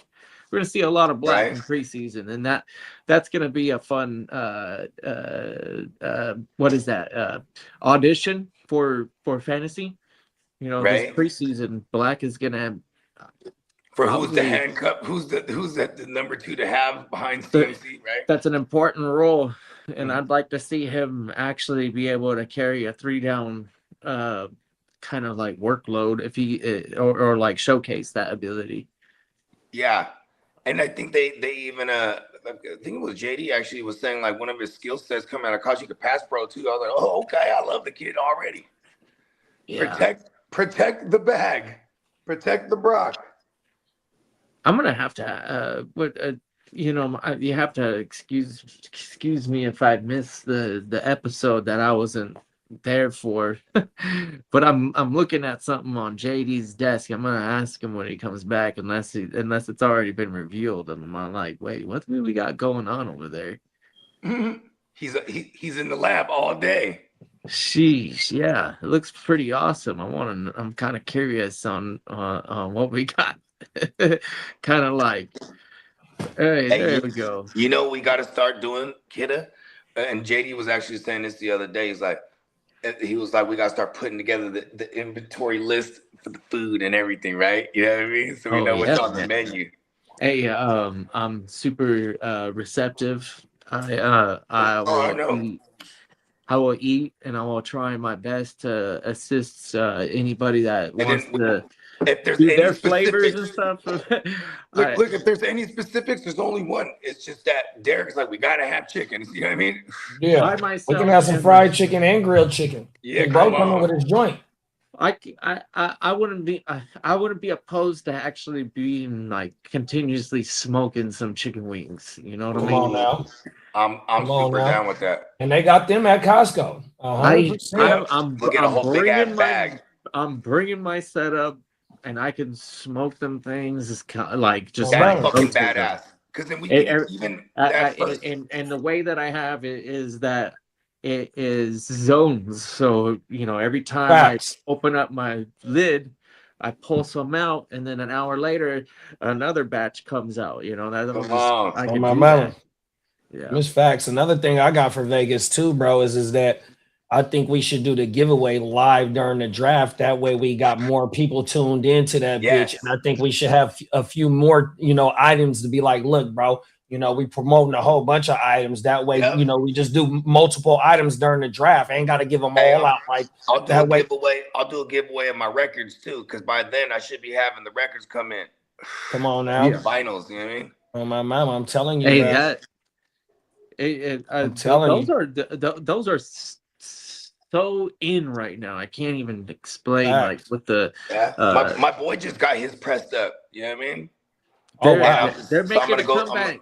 And everybody's always got an opinion on him that they sound so good when you get a brand new fresh print. It's like the best sounding fucking sound wave. Shout out to Soundwave. Think about this. Like wax and even tape, things like that. These things are electromagnetic things. You know what I'm saying? Like it's almost like it absorbs the energy around when you're playing it too. You know what I mean? What it really is like, Bogey? So look at the screen on the right hand side on our Playmakers background for the video game, and you see those little mountains right there. The needle is traveling over that shit. That's sick. That's federal. When you zoom in with the microscope, that's exactly what that needle's doing. And it's a frequency, and then at a pitch, it's going to resonate at a noise. And in this atmosphere, it's going to sound the way it does. Yeah, all the time. It's gonna reverberate, or it's gonna reverberate off the fucking oxygen, and it makes that beautiful sound called music. Yeah, it vibrates. Basically, it vibrates. The needle vibrates because of the structure of the vinyl. It vibrates that needle, and then it goes through the wire into a amplifier and converts it through the speakers, and you get the noise. And it's what stereophonics is what it's called. Cool. Science. And like I'm excited to get this wax done because I ain't never pressed anything on wax, like literal wax. It's a figure of speech. It's a figure of speech to be like, yeah, let's put something down on wax. Like let's do a song. That it became a figure of speech, but that comes from people actually putting something down on wax. You know what I mean? Come on now. Right? I'm like my daughter, she got a turntable. She's gonna take it with her when she goes to college. So I'm like, I gotta get me one for the crib. You know what I mean? And I'm gonna do these are numbered. I'm gonna do like a limited edition shit. So you know what I mean? Adds a little more value to it. You know what I mean? That's federal. Right? So what's cool, we'll give one of them away. I love the colors. when you bust out the different colors, Oh, the editions, get some red records. You got the red print. Yep. Right? Even like so my cousin Gino, he's a young no, how old is he now? He's probably like 28 now. But so what he does is he does video game soundtracks, right?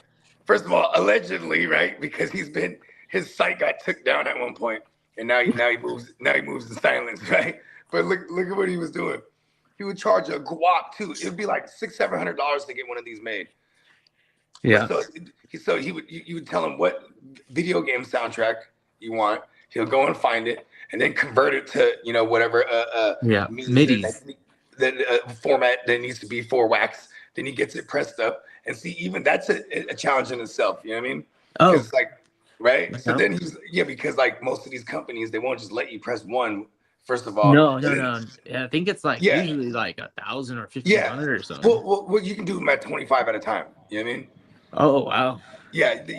That's these days. Before it used to be like 100 plus at a time. You know what I mean? Like, but so mind you, he can't just do one. So he buys some joint off some dude, and he's pressing the records up himself. You know what I mean? So when he was the first person I approached, and he was like, "I charge way too much, bro." And I'm like, "Okay, yeah." He's like, "Yeah, okay."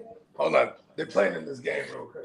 Another awesome thing about vinyl and the needle is that there's when you're actually setting your record player to the right setting, you barely want it to be on the vinyl.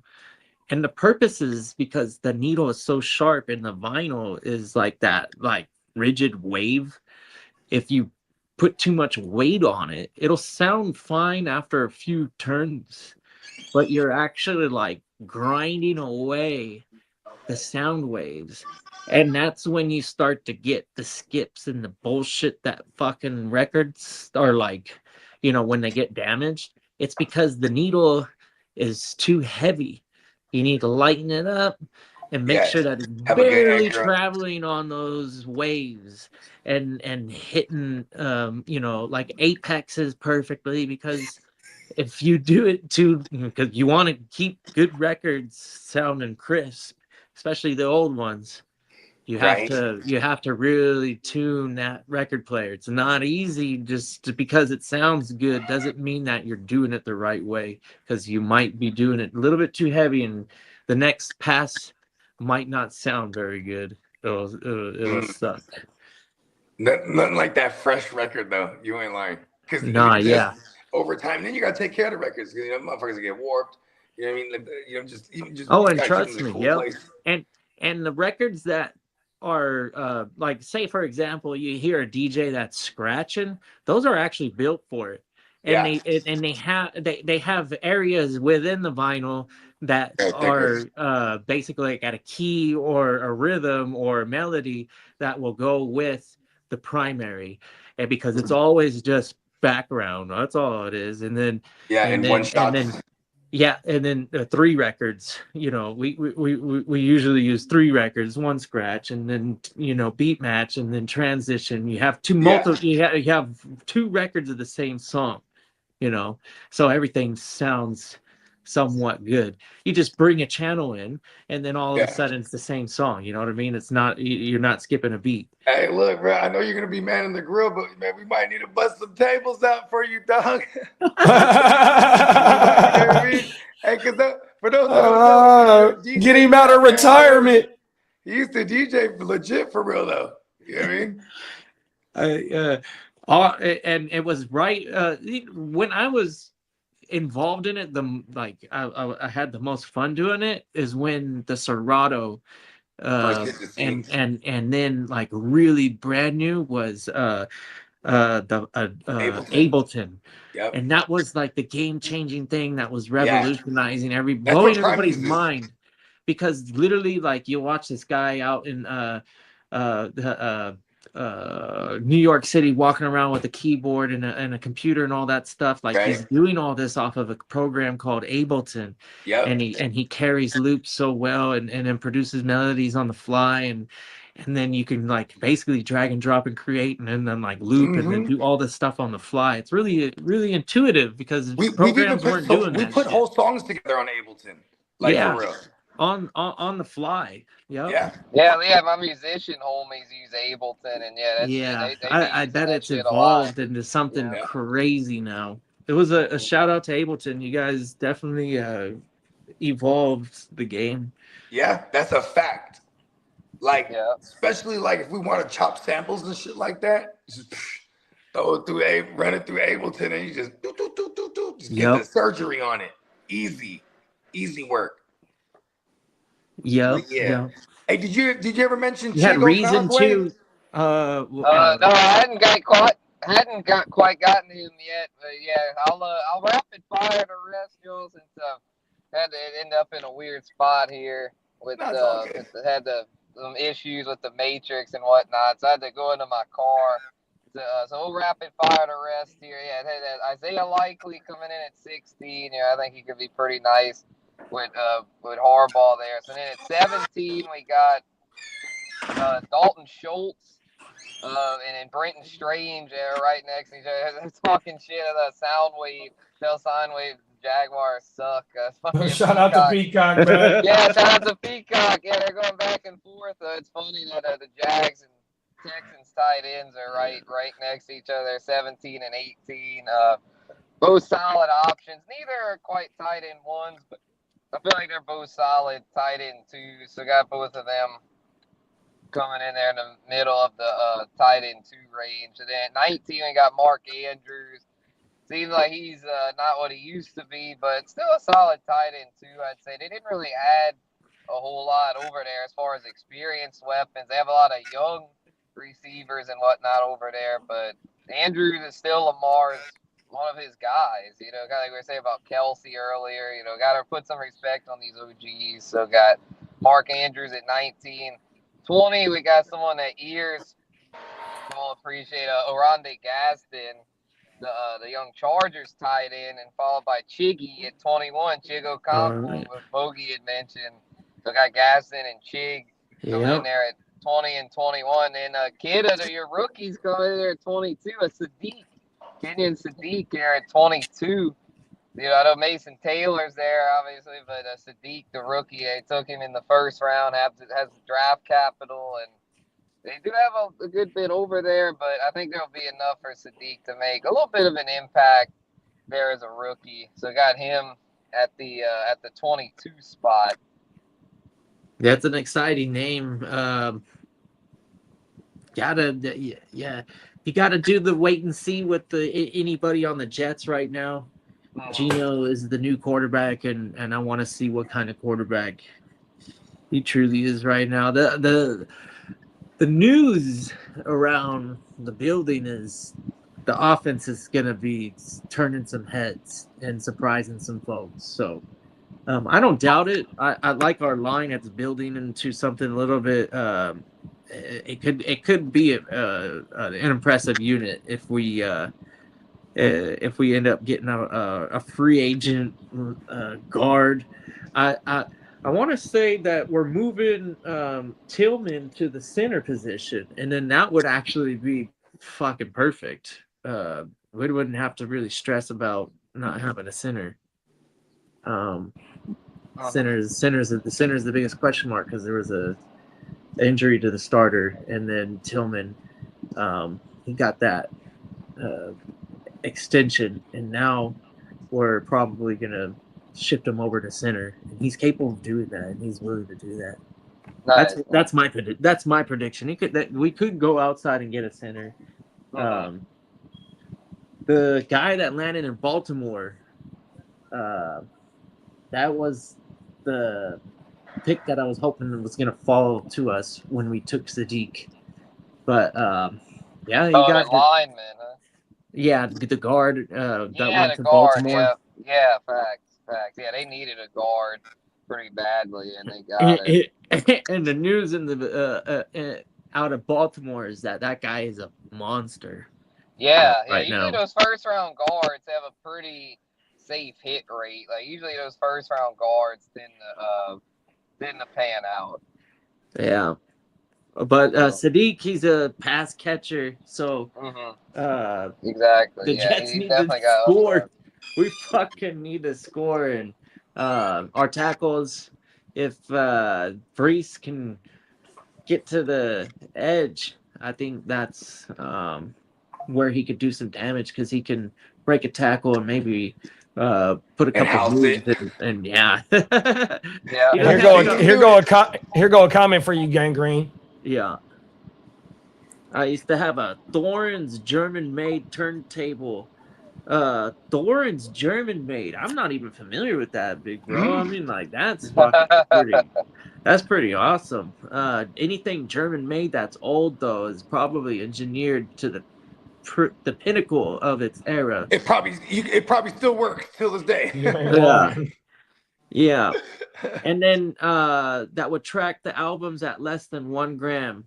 He wanted it set as light as possible, like Kitteh said, to help preserve the album. Yeah, because back in the day before like DJing was popular, it was like strictly the only way to listen to music. So he wanted to take care of these things, and that's why you see a lot of record owners fucking go, it's because they're fragile, man.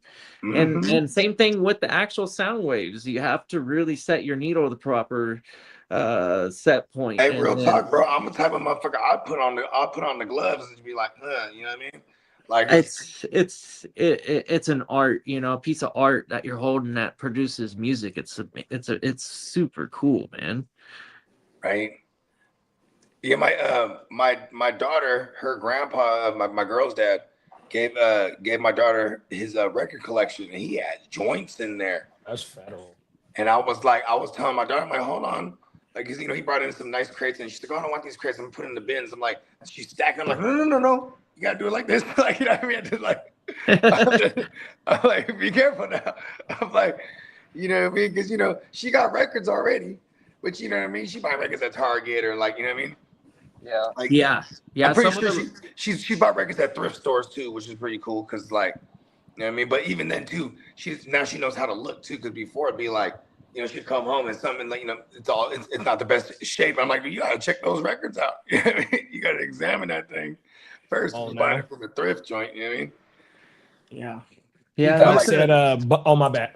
No, go ahead. I mean, that's another thing is when you're looking for records, you actually have the opportunity to try them out in a way, right? Yeah, at the go to the record at store and just in the used section. Fuck yeah. And then I don't know.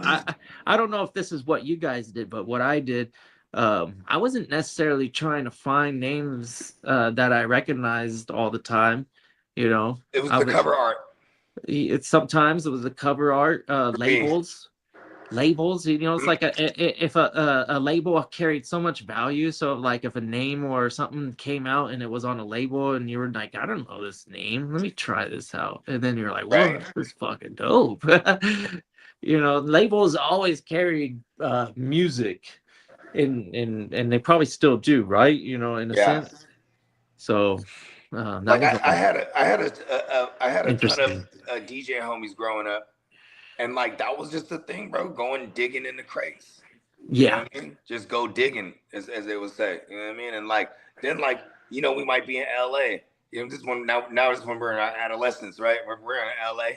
Motherfuckers, let's go digging. You know what I mean? Because now it's just you're gonna find shit different places everywhere. And it could especially when you're digging in these places, like if not 100% of it, majority of it is used shit. So it can come from anywhere. Like, you know what I mean? You might be in Mexico and be like, fuck, I'm going to a used record shop. You know what I mean? Like, go digging. You find some shit, going to Japan. You know what I mean? Like, okay, how about this? When Spotify and all those things started coming out, right? The streaming platforms, bro, it was a wrap. Cause now I'm like digitally digging. You know what I mean? It's a bit easier actually. Right? And I can find just whole things. I'm like, and I'm just piling sample lists like that are crazy. And way cheaper. And like I compiled this list, and I've been digging from this list for the last like 10 years. Just as long as I've been on Spotify, like anytime I'm in the lab, like, or like Pete might hit me up, hey, give me some samples. I'm like, got you. You know what I mean? Because I just have thousands in there from over the years of just digging and just throwing shit on that list. Yeah. Yeah, I don't share that list with no one. I mean, I'm like, it's a lot of work in that list. Facts. So speaking of lists, I'm gonna wrap up this tight ends list. Look at that. Yeah, good segue. 23 got H.A. Barner. I think he's solid. The barn burner. Yeah, the barn burner, exactly. I think he's still got some untapped potential there. I mean, he's only going to be in his like fourth year, third year, to where he could even exceed this ranking, because outside of JSN, don't really have any other high volume targets. So there's some weeks where he'd be the number 2 Cooper option Kupp coming back? there. Yes, he'll be back. And then Rashid Shaheed, they said, might have an expanded role this year. But yeah, even if it's a little, they just paid him. Yeah, they just paid him. But yeah, I think Barner is with Cooper Kupp on his way out. I think Barner is a nice tight end 2 option. Then at 24 to round it out, Hawkinson. Okay. I think he bounces back a little bit. Not feeling super confident. If I was feeling better. I don't know. Kyler Murray and his tight ends, But yeah, Kyler Murray, though, that offense ends up okay. So, we'll see. I'm not breaking the thing, but you basically get to do for free. Tight end 24. Yeah. At this point, you're basically getting these motherfuckers for free. So I'll take a chance on Hawkinson late in the tight end premium joint. This is a nice bench piece I know he's not what he used to be, but he's not that old, so who knows? A bounce back could be on the way for him. Give me Chico Conquay. That's who I want. I think he's going to have a big year. At 21, and so, yeah, we'll, before I slide. Oh, yeah, Chick at 21. Yeah, let's go. He made it. Yeah, he made it, bro. Yeah. He had McBride at 1, then Bowers at 2, Loveland at 3, Warren at 4. Pitts at 5, Fannin 6, Tucker Kraft 7, Laporta 8, Kincaid 9, Goddard 10, Ferguson 11, Kelsey 12, Joanna Man Johnson 13, Hunter Henry 14, Kittle 15, Likely 16, Schultz 17, Brenton Strange 18, Mandrews 19, Gadsden 20, Chiggy 21, Sadiq 22, and then Barner and Hawk to round out the top 24. Yeah, let's go. That's dope. Yeah, got this tight end. Yeah, we'll have the QBs. Up next, but yeah, I gotta slide my G's. But yeah, it's been really good, man. Appreciate Come on now, big bro. Guru Nation. Yeah. Peacock. Oh, hold on. Let's do this real fast. Peacock said, bunch of catch and release. Then the engine flooded. Had to cut the day short, bruh. Hey, you know what? I forgot to see. Damn it.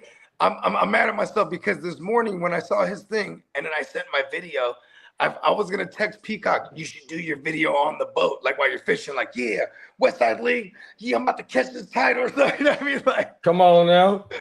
I'm like, oh, you forgot to mention it. He said he caught 4 fish. All of them was catfish. Stupid catfish. I like catfish, but I like fried catfish, like and breaded. Yeah, facts. And then Orange Crush said, I got a nasty one. What do you guys think of Gunnar Helm? That's why they got Chiggy up out of there, bro. That's a damn good one. The Gunner. He's at the helm. Yeah, one of my homies just traded for him. Damo. Shout out to my dog Damo, AOB champ. He traded for him in one of our leagues. The case I'll make for him is he's already flashed last year, and then now you got a new system in there who is going to be tight end friendly. You know, you got Brian Day with Brian Dayball, and it is like another rookie year for Cam Ward. You know, when it's your second year and you're already have to learn a new system. So like, you know what I mean? You got the safety valve aspect of a young QB. You know what I mean? Come on now. Salute, Derek. Go ahead, talk your shit, Lee. Hey, shout out to Derek. Shout out to Chase. Shout out to Chat. Let's go, man. They been keeping this motherfucker fired up today. Oh my mama. You want to run through the news real fast? Yeah, I can do that. Let's get it, man. Tell me when to go. Just give me a second. I All right, I'm ready to fire it up. Let's go. Here we go, y'all. Let's take them to the motherfucking streets.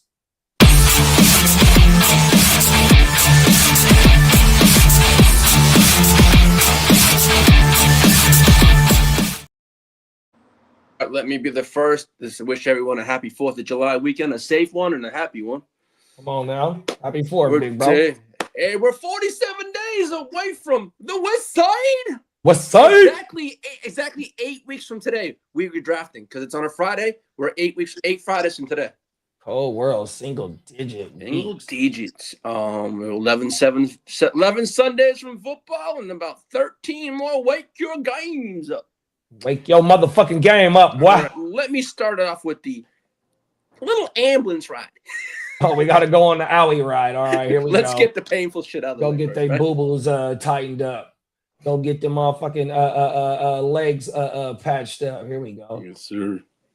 Where's the alley at? All right.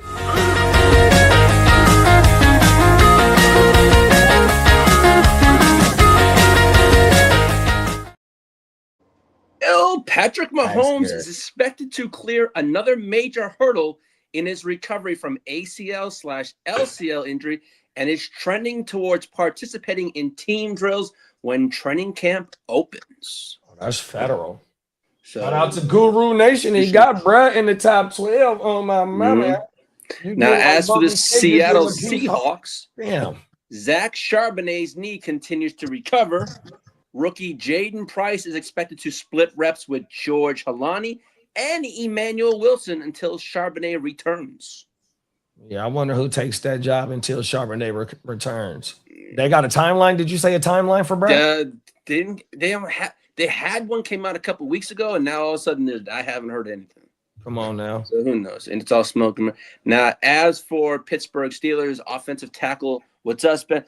Some honorable mention, tight end sleepers, Gunnar Helm, Greg Dulcich, Pat Freiermuth, and Terrence Ferguson, who I mentioned on the Power Hour. That's a good one. I like that one, Spencer. Year 2, I think Spencer Ferguson has a big leap in year 2.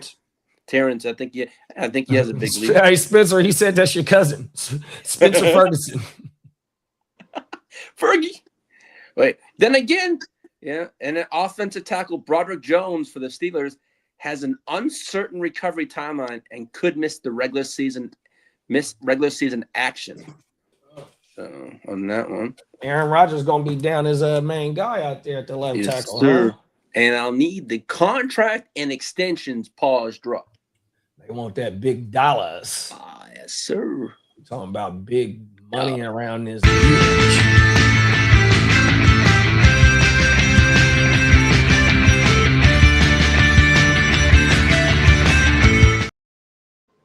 Shout out to our channel sponsor and everything else, neonpeacockmerch.com. Facts. CJ Stroud contract talks remain on pause for now. And as I said, head on over to neonpeacockmerch.com. Take full advantage of that sale, 35% off, $14.99 tees until July 7th. Yeah, they trying to make CJ earn that shit. They want AFC championship aspirations, nothing less. They want a chance to go to the big dance. Nothing else, bro. We can't keep wasting this defense. Now, as for Tucker Kraft and the Green Bay Packers, could finalize a lucrative extension pause before week 1. Yeah. What was the timeline for him? Did you talk about him? They think he's going to be ready week 1. Oh shit! They think he'll be ready week 1, but he's gonna. They also said he'll be on a snap count. Oh yeah, that ain't that bad. Hey, if you're getting him back for week Guru 1, Guru got him at 7 too.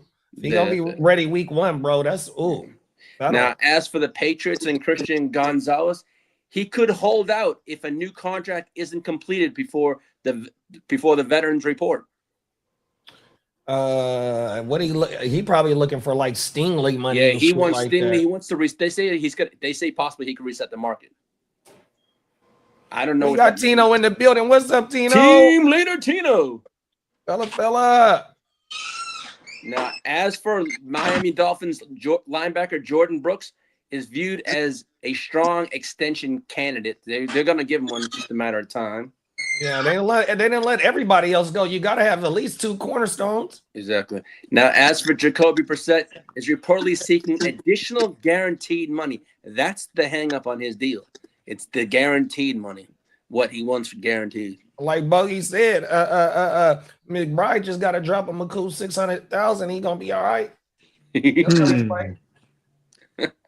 That's a good proposition.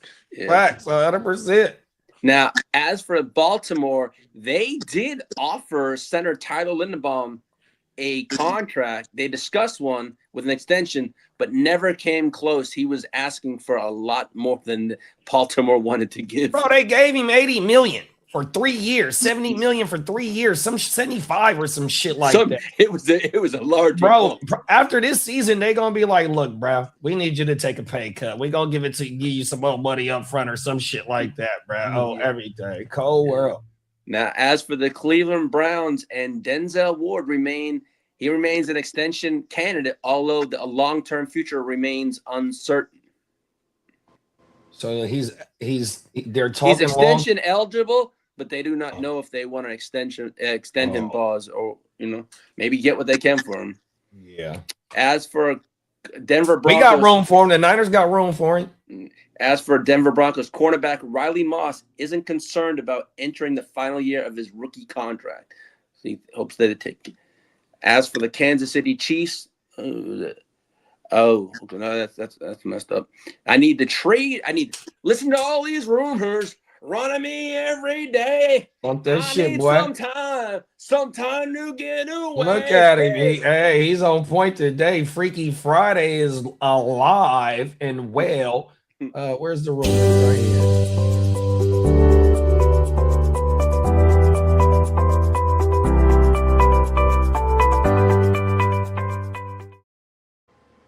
Our resident Bakes. The Las Vegas Raiders, Aiden O'Connell could emerge as a trade candidate with Kirk Cousins and Fernando Mendoza now on the roster. Man, that motherfucker go for an 8th round pick. 7th round, 9th round. 8th round pick. Oh, my. Now, as for the San Francisco 49ers, wide receiver Brandon Aiyuk's future remains uncertain, but the team is no longer actively pursuing a trade. Wait, what? They are no longer trying to trade him to get in because no one wants to touch him.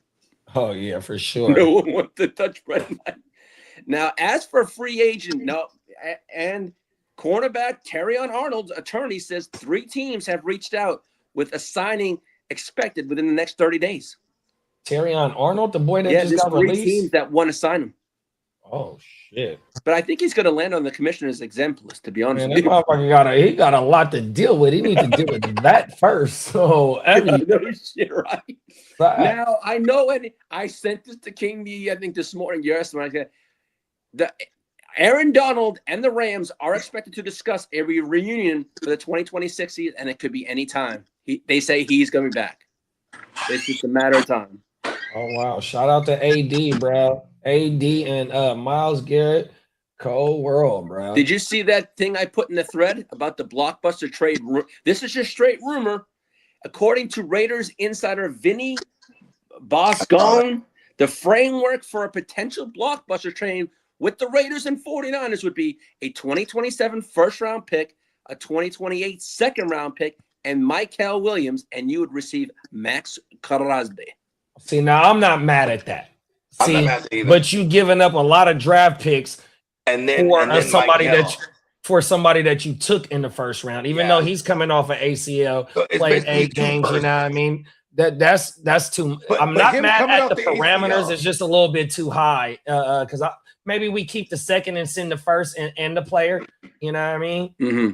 Or we somehow keep Michael and send like more picks or something. Like you give him a 3rd or something. Like right, I ain't mad at that neither, Buggy. 100%. Here's the thing too: is like if we have to part with Michael Williams, him coming off the ACL makes me feel okay about it. Like like I'm not mad at it. You're right. Mm-hmm. Like it's like in Dynasty, you might have like a player he's good, but he's injured. You're like, I'm gonna move him right now just in case. And see, he needs to develop as a full-time pass rusher. You know what I mean? He's more of a run stopper on the edge. You know what I mean? So he still got to develop more moves and shit to be able to be a dominant pass rusher. When you bring in Mad Max, it's full throttle, bro. 100%. Hey, Tino said Micah Parsons need a back autonomy. I'm spreading rumors as well. Come on now. Hey, man, you ain't part of the team, bro. Talk that shit. Hey, that's why I said it was a rumor, but you never know what could happen. But that was out there like 2 days ago. I saw that. Lee, hey, Derek, I seen Lee picked him up in one of them motherfucking leagues too, bro. So, hey, he on the same hype you on, Derek, on my mama. I don't even know where I picked him up. Hey, he was probably mad that you got to him first. Pause. No, hey, whatever. Bro, you picked him up in the league. I was just on my phone in the leagues. I seen it. Who is this? Were put in for Aaron Darnold. Yeah. Oh, yeah. It'll probably happen at one point. It's good. Yeah. But it's gonna be when like they're about to make this playoff push. You know what I mean? Because when they won the Super Bowl, they did that with Eric Weddle. Eric Weddle, he was just chilling. He's like, you know what? I'm going to play with the Rams. You know what I mean? They're like, come on. Yeah, I hear that. Right before that playoff run. And it took him a couple weeks. And then he was on the field making plays. And by the time they were in the Super Bowl, he was making plays too. Like, oh, world. Now, hey, ain't that a Charger great, man? Why you didn't give Eric Weddle no love? Hey, I was going to say something, but I don't want to always say something about you Charger. gotta give. All right, it's okay to talk your He shit, bro. That's he a loved Charger SoCal. legend, man. Talk your shit, dog. Yeah. He got one with the other LA team, didn't he? Now, as for the training camp battles for the Seattle Seahawks, Ty Okadea is the favorite to start alongside Julian Love, despite Seattle drafting Bud Clark. Oh, Bud gonna get in there though. Yeah. Everything. That motherfucker aggressive than a motherfucker. I wish I would have got a share in him in our leagues, dog. Now, shout out to Peacock and the Houston Texans. First round pick Kellyon Rutledge will compete with Jake Andrews for the starting center job. Federal. As for the Las Vegas Raiders, rookie cornerback Jamar McCoy is competing for a starting role. Rookie Hazaka Massas is also in the mix. I can't pronounce it. I just Hazaka. What team is that? What team it's is the that? Raiders. Hazika Asakia Masasas. I don't know. Hey, say that again. Every time you say it's different. I love it. Hazakia. Oh, pause. Pause. Hey, it's okay. Next player. As for the Chicago Bears, shout out to the Crooked Commission, the Chicago Clubhouse. Rookie safety Dylan Themian, right? Themian. Yeah, the rookie. Yeah, the safety out of Minnesota, I think. He's battling for a starting safety spot. Oh, wow.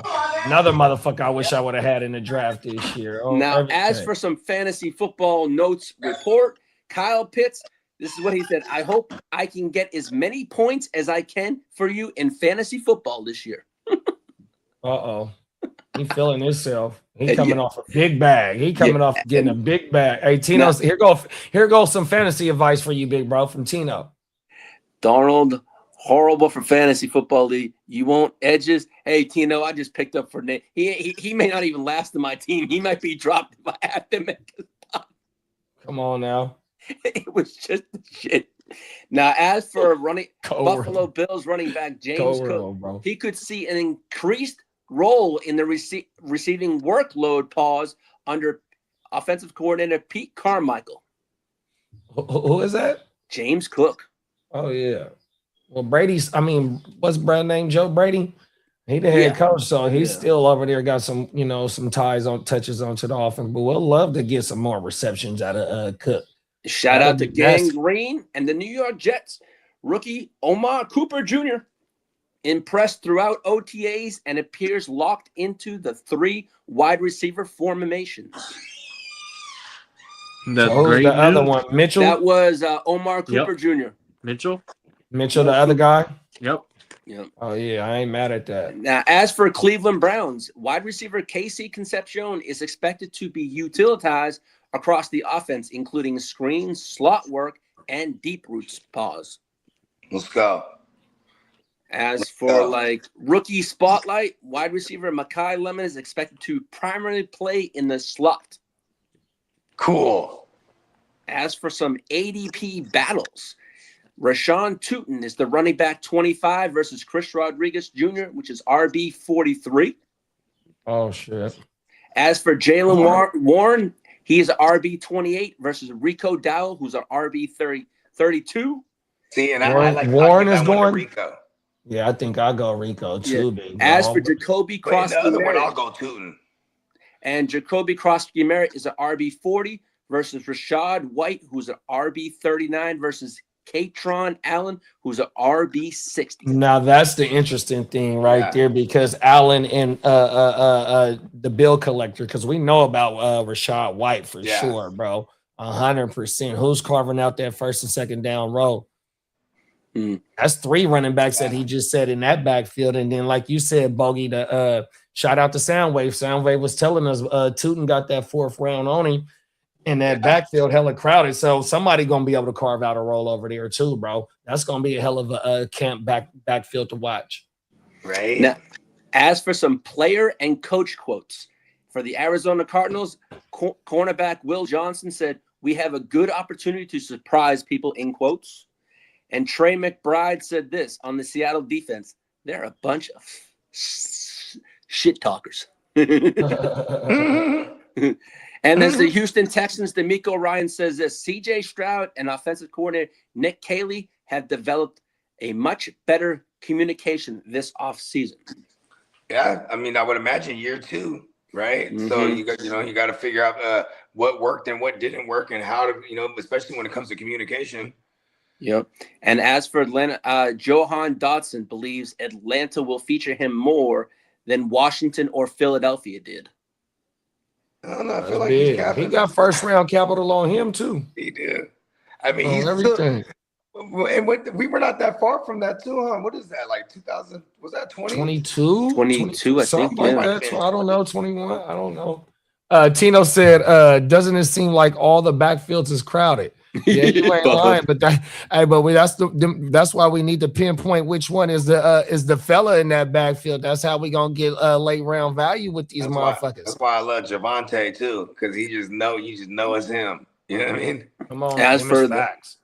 the bang bang Niner gang, George Kittle said this: he believes the NFL tight ends pause should be earning at least about $50 million per season. I bet he did say that shit. I love George And he Kittle. gonna go get that in the wrestling league, 100%. Right when he's done, he got a career over there. As for the, Another whatever doing on TV. as for the 100%. Jacksonville Jaguars, Shane Waldron has been promoted to assistant head coach. Shout out to bro. Oh shit! You know what's crazy? Shane Waldron. He was the guy that Combe replaced over there in LA back in the days. You know what I mean? And then Shane Waldron, he went to Seattle, and he's the one that made Geno and them go yay when they switched from Russ to Geno. Come on now. Now Yeah, there is them going continued crazy. pressure pause on head coach Dan Quinn in his 3rd season. There's high expectations this playoff or he's gone. Looks like it. I mean, shit. His first go around with them, he took him to the NFC title game. Right, facts. So his quarterback goes down and plays only 8 games, and now he on the fucking hot seat. Cold world. Hey, Tino said, "Who are the bell cows?" There's a lot of young coaches. There are a lot of young and up and coming names and shit. Like they're quick to move on from these retreads, albeit that he just got them into the NFC title game of a season ago. You know what I mean? Call me crazy. World. What would you think of Mike McDaniels up with Washington?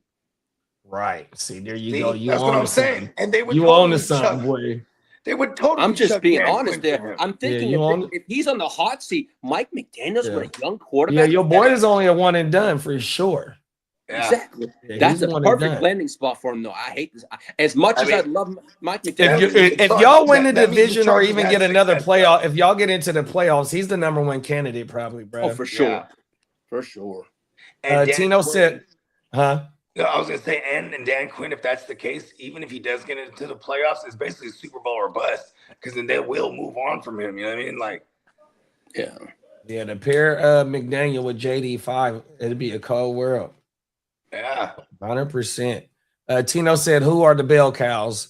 C-Mac, Genty, Henry, Bijan, Gibbs, Saquon, JT, facts.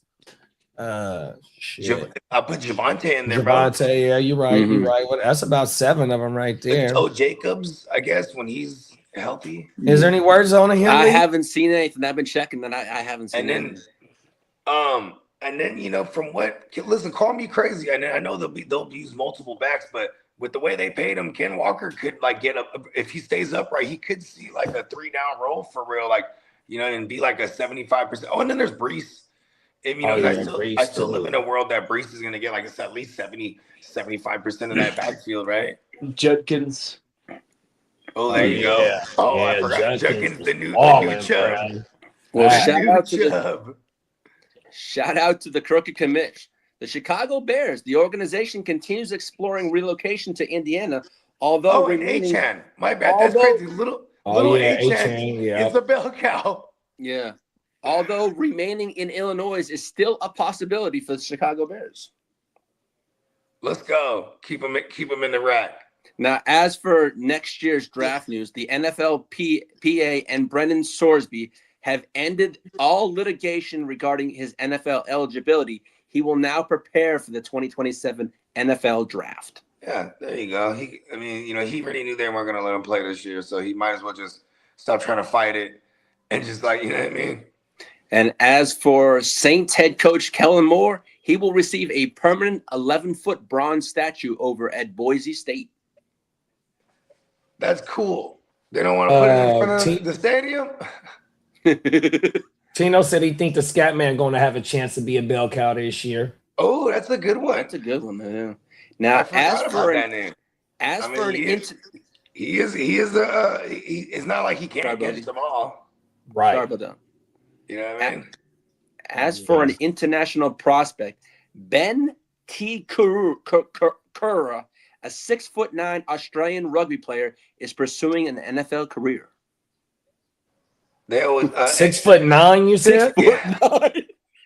Oh, I mean, is that the one that the Eagles drafted? No, I know the Eagles got one. He's from this the new guy. His name is Ben T. Kura. He's a 6'9". Yeah, no, the Eagles got one this year too, though, bro. I forgot where he's from, but so like how they got Jordan Mailata, that this dude that they got, I don't know if he might be an African descent, right? But he's like a 6'7" D.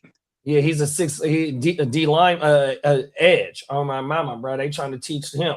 Everything. Yeah. And shout out to newly married Travis Kelce, who needs 45 more receiving yards to move into second place all time among NFL tight ends career receiving yards. Oh, I didn't know that. Yes, sir. And 5, you said? Yeah, he needs 45 total. And look at this, bro. This is gonna be the first time we've seen a billionaire play a professional game, NFL football. That shit crazy, big. He's a billionaire now. Yeah. Tino said the Sharks drafted a 7-1 hockey player. Homie Towers the league. Oh yeah, I saw that. That was crazy. Oh shit! Does he play goal? No, he's like I think he's a forward or something like that. He's crazy. So he scores points.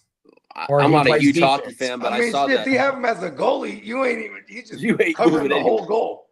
Now, as for some hockey player. As for some player notes, Nick Bonito says he's focused on improving after recording a career-high 14 sacks during the 2025 season. Come on, he was going crazy. And on Tino said he's a defender. And on that note, that's all I have for today, folks. So he's getting all the way in the way of everything. Facts. Right? He said, I'm not even sure if he carries a hockey stick. He's just out there looking for fun. Oh, my mama. The enforcer. That's what they call him, right? Yeah. Hey, yo, his ice skates is like motherfucking skis and shit. Well, that's exactly what they is, big bro. Skis, cross-country skis. Oh, everything. They're the blades as long as cross-country skis for real. Whole world. Yeah. Oh, hold on. Let's see. Hold on a second. And that's all the news I have for today. Okay, I thought you were about to have another something. You was like, hold on, wait, and yeah, and that's it. That's it, folks. That's hella funny. Yo.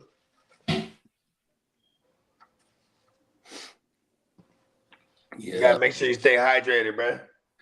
I've been doing that, but I have had a sore throat. This house, both of us have sore throats, so I've been drinking a lot of whatever I can, like water and stuff like that. It's just, I don't know. My wife's got it too, so I don't know. I've been coughing lots too. I hear you. Yeah.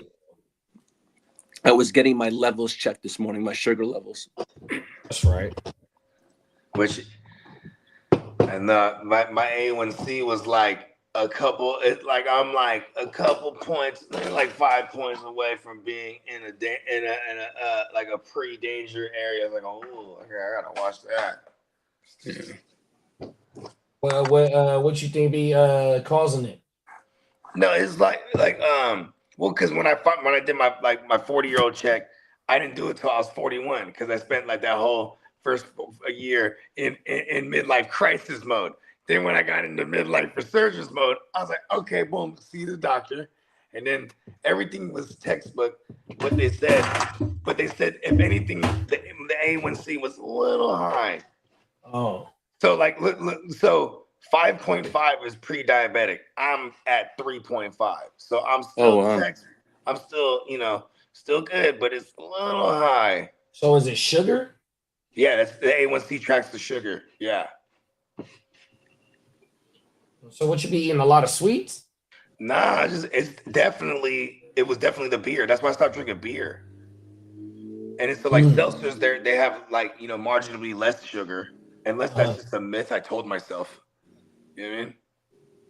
But yeah, I stopped drinking. So I stopped drinking. I just drink beer. Like I said, we'll say Monday night, I'll put house of case easy. Let's go. Turn up. Oh no. Yeah. Yeah, we gotta go do our shopping for 4th of July after we're done with this shit. I know.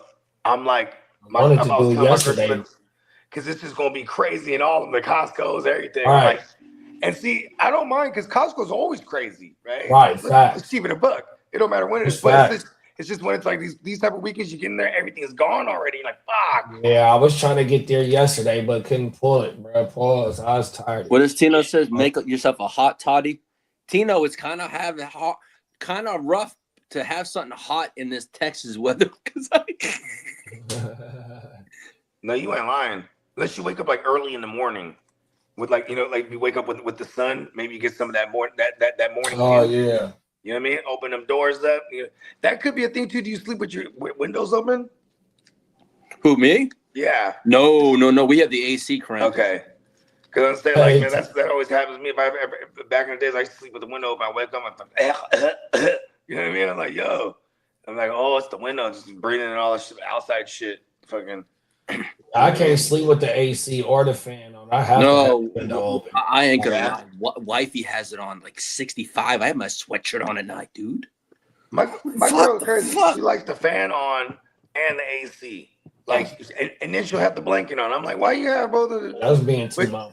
Oh, fuck that. She always I'm all set there. She had the blanket on, the AC, and the fan. No, but then she got the blanket on. Tino said, you drink, bro. Got to hit that cardio. Got to train to drink on our level. Yeah. No, you ain't lying. You know what I mean? I've been drinking a lot of that new. You know what I mean? I've been drinking a lot of that new. Getting ready. 75% less sugar. It's not that bad. I just have to get used to it. Yeah. They got a different taste to that shit, huh? Yeah, the taste is not there, but it's not the sugar level that the other Gatorade has, though. So it's 75% less sugar.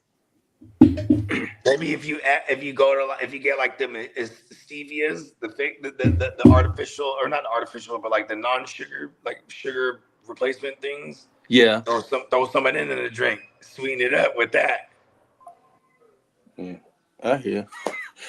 Hey, I am doing my best to stay healthy. That's all I'm trying to do. Come on now. I think about 20 years ago, if I would have thought what long term it would have done to me, I would have not done that. But I was kind of dumb and stupid back then. I was just drinking sugar left and right. Huh? I think we all can say that, honestly. Because when we get to a certain point, like, I'm like that too, like, you know what I mean? Just because, especially the way in the ways that I drink. You know what I mean? 'Cause I've been drinking like that since I was a young mustache. You know what I mean? Mm-hmm. Yeah, I mean, yeah, you know what I mean? Now that we have reached the masterhood, but still though, I can still drink like I'm in the masterhood of drinking. But it's the next days and the days after where you're like wounded and shit. You know what I mean? That's when you feel the age. You're like, oh, okay.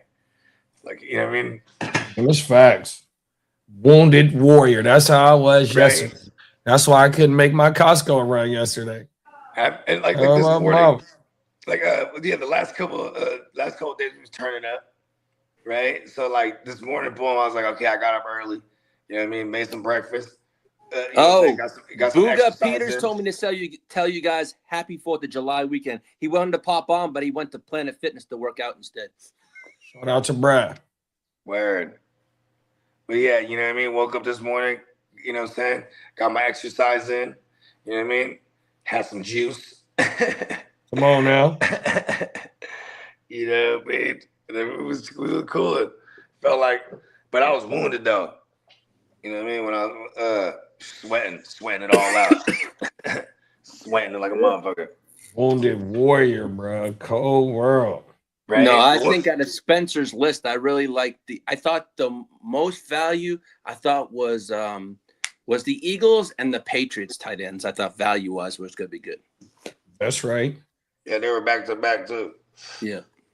I mean, that's it. You know what's crazy is like, depending on how deep the league is, like seeing our 14-team redraft, them motherfuckers is getting drafted.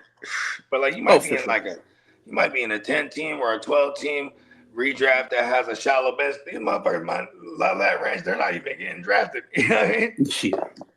People might not, unless they're holding 2 tight ends or 3 tight ends. You know what I mean? That's true. Yeah, then I mean, shit. Yeah, I'm mad at myself last year too, because like there's all, you know, in the midst of making all these trades, and at one point before the McBride explosion, Kitteh was sending me like a package deal that had McBride in it. Hey JD, what was your thoughts on that Portugal goal? That man, Croatia should have went through, man. That didn't even touch the guy's head. I didn't even see it, bro. Oh my god, I'm gonna have to send it to you. They showed in slow mo. It didn't even touch the guy's head. Pause. And Croatia scored, right, to tie the game. The goal would have been allowed. They would have knocked out Portugal. But I was reading this morning, they all wanted Cristiano Ronaldo to go through. They saying FIFA's really pushing for Ronaldo. I bet they is. Fucking right. I'll have to send it to you, JD. It is crazy how even the World Cup could be had, bro. Cold world, bro. This is where the mob allegedly, you know what I mean? This is how far their reach extends, or what? They're like, listen, we need Ronaldo in there right now. So wait. They didn't count that goal. The tying goal. They said the guy was offsides, right? And okay, that's what that was. They said it hit the guy's head. Pause, right? And it didn't. They went back frame by frame. It didn't even touch his head. Pause. Oh shit! So basically, the Croatian team, right? There was a guy on that. Guy on the Croatian team, right? His name is Luka Modric. He has like 200 caps, so he's played about 200 international games, which is technically his last World Cup. He got screwed out of going forward, and they wanted to push Cristiano Ronaldo through. Hey, look, it's good to be on Ronaldo's team, bro. You know what I mean? Whole world, bro. JD, I'll send it to you. It was wild. I was like, wow. Tino said, bro, the AC on when I wake up, my sinuses is drier than a motherfucker. I hate when the AC on at nighttime, bro. Oh, my baller. Then he said, don't believe in the diet. Look at Michael Phelps. Diet and tell me if he's unhealthy. And he's retired. He's one of the greatest athletes, American athletes there is. He really kicking back. All right, JD, I sent it to you. Hold on. Good looking, bro. His lung capacity not only gives him the ability to be a multi-gold medalist swimmer, right? But he smokes a hell of a blunt. I swear to God, like this motherfucker can smoke. He can smoke like with Snoop in them. Like he smokes with the best, I heard. Hey, look who it is. He's joining the show. What's up, Bogard? Booga. What's good? How we doing? Are we live literally right now? Yeah. Come on How now. you doing? Happy Friday. He to said, you. "Come on now." Of course we are. Yes, sir. You know what time it is, man. Hey, happy You said 4th of y'all were July fucking weekend. around, and I literally was on the way to go to Meijer and get some groceries, and then head to Planet Fitness. I Dang. turned around. I'm here. How y'all doing? Hey. Everybody all right? We're glad to have you aboard. Welcome. Come on now. Happy Y'all give Friday me an to you. excuse to not go work out. I love it. It's Friday, man. It's okay. Yeah, you know what? I'm Hey. not like Bogey though. I can't do all that shit and be on a show at the same time. So I gotta separate. It's separation of church and smoke, so to speak. So I can't twist and be a guest, but I will say this: I'm glad to be back home, and then of course on the show with y'all. Appreciate you guys. Yes, Come on now. definitely. You already know what time it is, big bruh. Yeah, man. What are we talking about? Let's love the go. energy. Let's run. You know what I mean? We love the energy. We're, you know what I mean? We're always on Good Friday vibes. We were actually just talking about like, we actually broke down some tight ends in fantasy this year. Think Bogey's in the Matrix. The Matrix. The Yeah. Matrix. So who do y'all like as tight ends this year? Colston Loveland come up. Yeah, Yeah, he was, they had him in the top 5, I think. I They had think number so, 1. They yeah, had Brock. right. They had Spencer had McBride. Then he had number 2 as the Raiders, Brock Bowers, and then at 3, I forget who was 3. Maybe Warren or Loveland. I think. I think Warren. It's or at the Loveland. bottom. It's Yeah, not to go through Warren right makes now. Yeah, it's He at the had bottom right Gadsden as 20. There's a lot of mouths to feed at the Chargers, though. I think that's about right. Yeah, I was agree with that A too. lot of mouths to feed. I think Njoku is a damn good red zone target for us. I think the entire tight end room is a great red zone targeting option, if you will. This is a legit situation there. Taylor and I talked about it on Wednesday that it's one of the better Chargers tight end rooms we've seen in a very long time. But as Taylor and I went through the numbers, for us, it was any room that Antonio Gates was in was the best. But 2006 to 2009, you did have, for 2 of those years, you had Gates and Brandon Manu Malauna. Oh yeah, He lined up as an H-back. He was an extra offensive lineman. Played tight end 3 at times. I mean, he was a fun player to watch. And then you had a Ryan Krause and then a Scott Chandler. So yeah, I'm a Scott Chandler. Oh my god, he was a decent blocking tight end. He just didn't do a lot as a receiver, but he did catch a touchdown pass from our boy LT, who other than Walter Payton has the most non-quarterback passing touchdowns in the history of the NFL. Love to drop nuggets on anybody's show, especially yours. Yeah, it was a nice show with Bert. Oh man, Bert, good old Bert, man. Hey, listen, he's the president of the San Diego Strike Force too, amongst all the charitable things that he does. So he gets busy sometimes, but it was a little rough one. 14 minutes before we were about to start, and he's like, "Hey man, I can't make it." It's like, dude, I talked to you 4 hours ago. Like, come on, brother. But that being said, I honestly, I've talked to a lot of people about this, because everybody has an opinion about it. And I will just say this. Bert was one of my favorite players growing up. If he needs to miss a fucking show, I don't give a shit what anybody thinks. He can miss 10 in a row. I want Bert to be a part of my show, and he's not just a guest, he's a co-host. But yeah, you don't want to find out 14 minutes before the show after you rescheduled that, hey, by the way, I can't make this one either. But he knows that. I'm not saying anything he doesn't know or understand.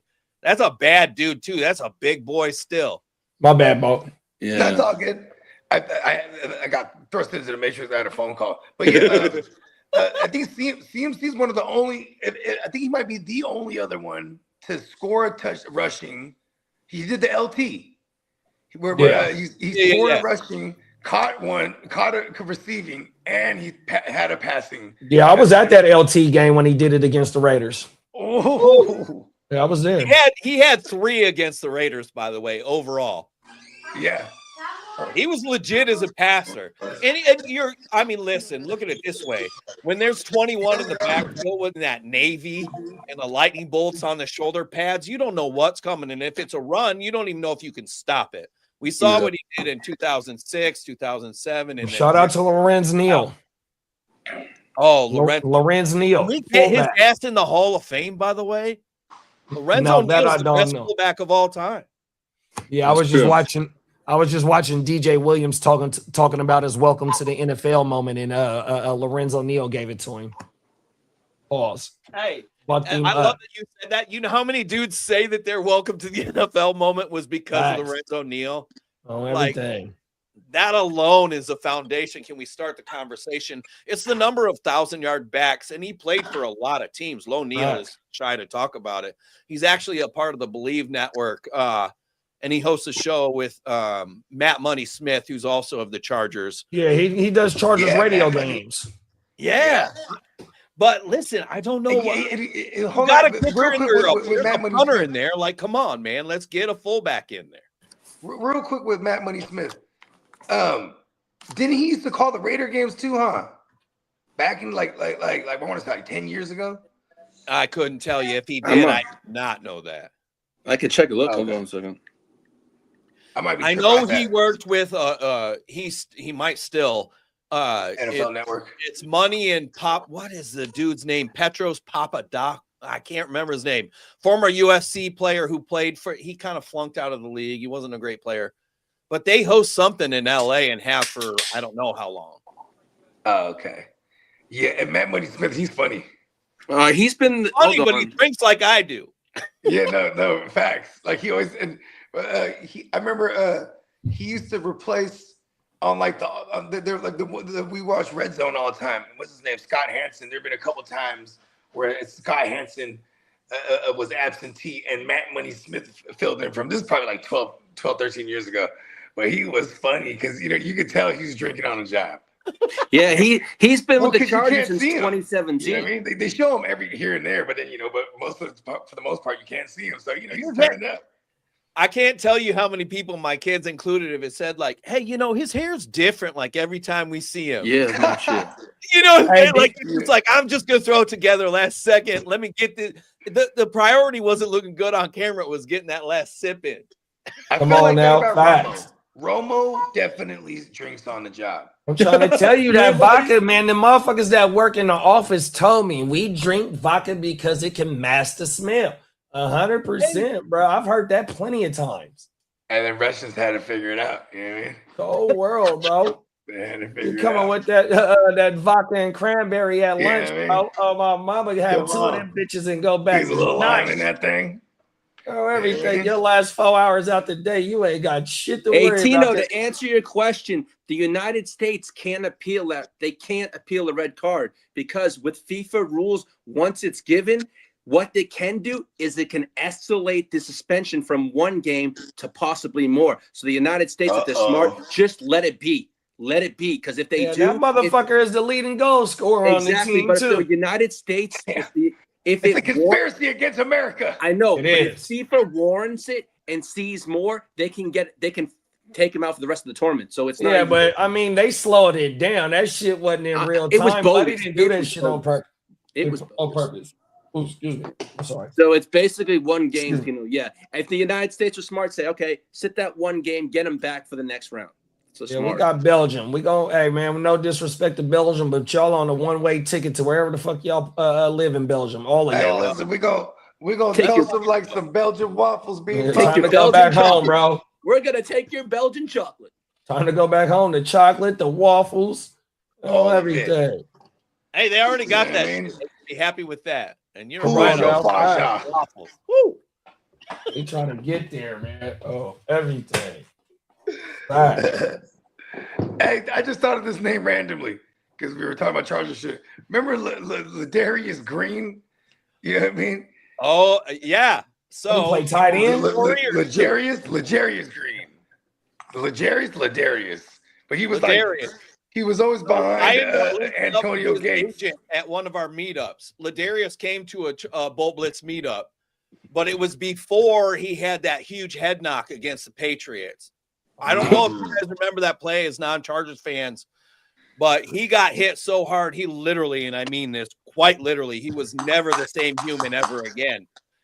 But he came to a meetup and everybody got pictures. He was one of the kindest people we ever met. But I'll tell you that when I've reached out to his agent in the last 5 years, you don't hear anything from him, and you don't hear anything about Ladarius Green. I don't know what he's doing, where he's at, but great player for a minute, and it felt like he was next up to replace Gates, and then it was just like he disappeared, and Gates is playing through fucking plantar fasciitis. Right. And then, like, I remember 2015, Gates was like, hurt. And then Green had a nice little stretch there, but then he got hurt. You know what I mean? Hey, so I remember streaming him that year. And I was like, Green was just catching tugs. So on one of my favorite football podcasts, the Raw Report, they just had an interview with Quentin Jammer. So Quentin Jammer was talking about the Schottenheimer days, right? And how when y'all lost to the Patriots, Gates, his foot was fucked up, the plantar fasciitis, fucking Field playing on that motherfucking ACL 100%. Oh, my mama. And Jammer, y'all was 12 wins, 13 wins, 14 wins. With 14 wins that year, wasn't it? Yeah, they fired, bro. Rest in peace to Marty Ball. Rest in peace to Marty Ball. Oh, my mama. You guys had the number one offense. Number one defense. Number one defense, but the number 32 special teams or something like that. Exactly. No, that's like 10 years later, just so you know. Oh, that was like 10 years. Okay. The problem was fucking Marlon McCree's dumb ass wouldn't get the fuck down after that pick in 2006. But listen, you talk that, man, you guys are breaking my fucking heart right now. Like welcome to the show. Hey,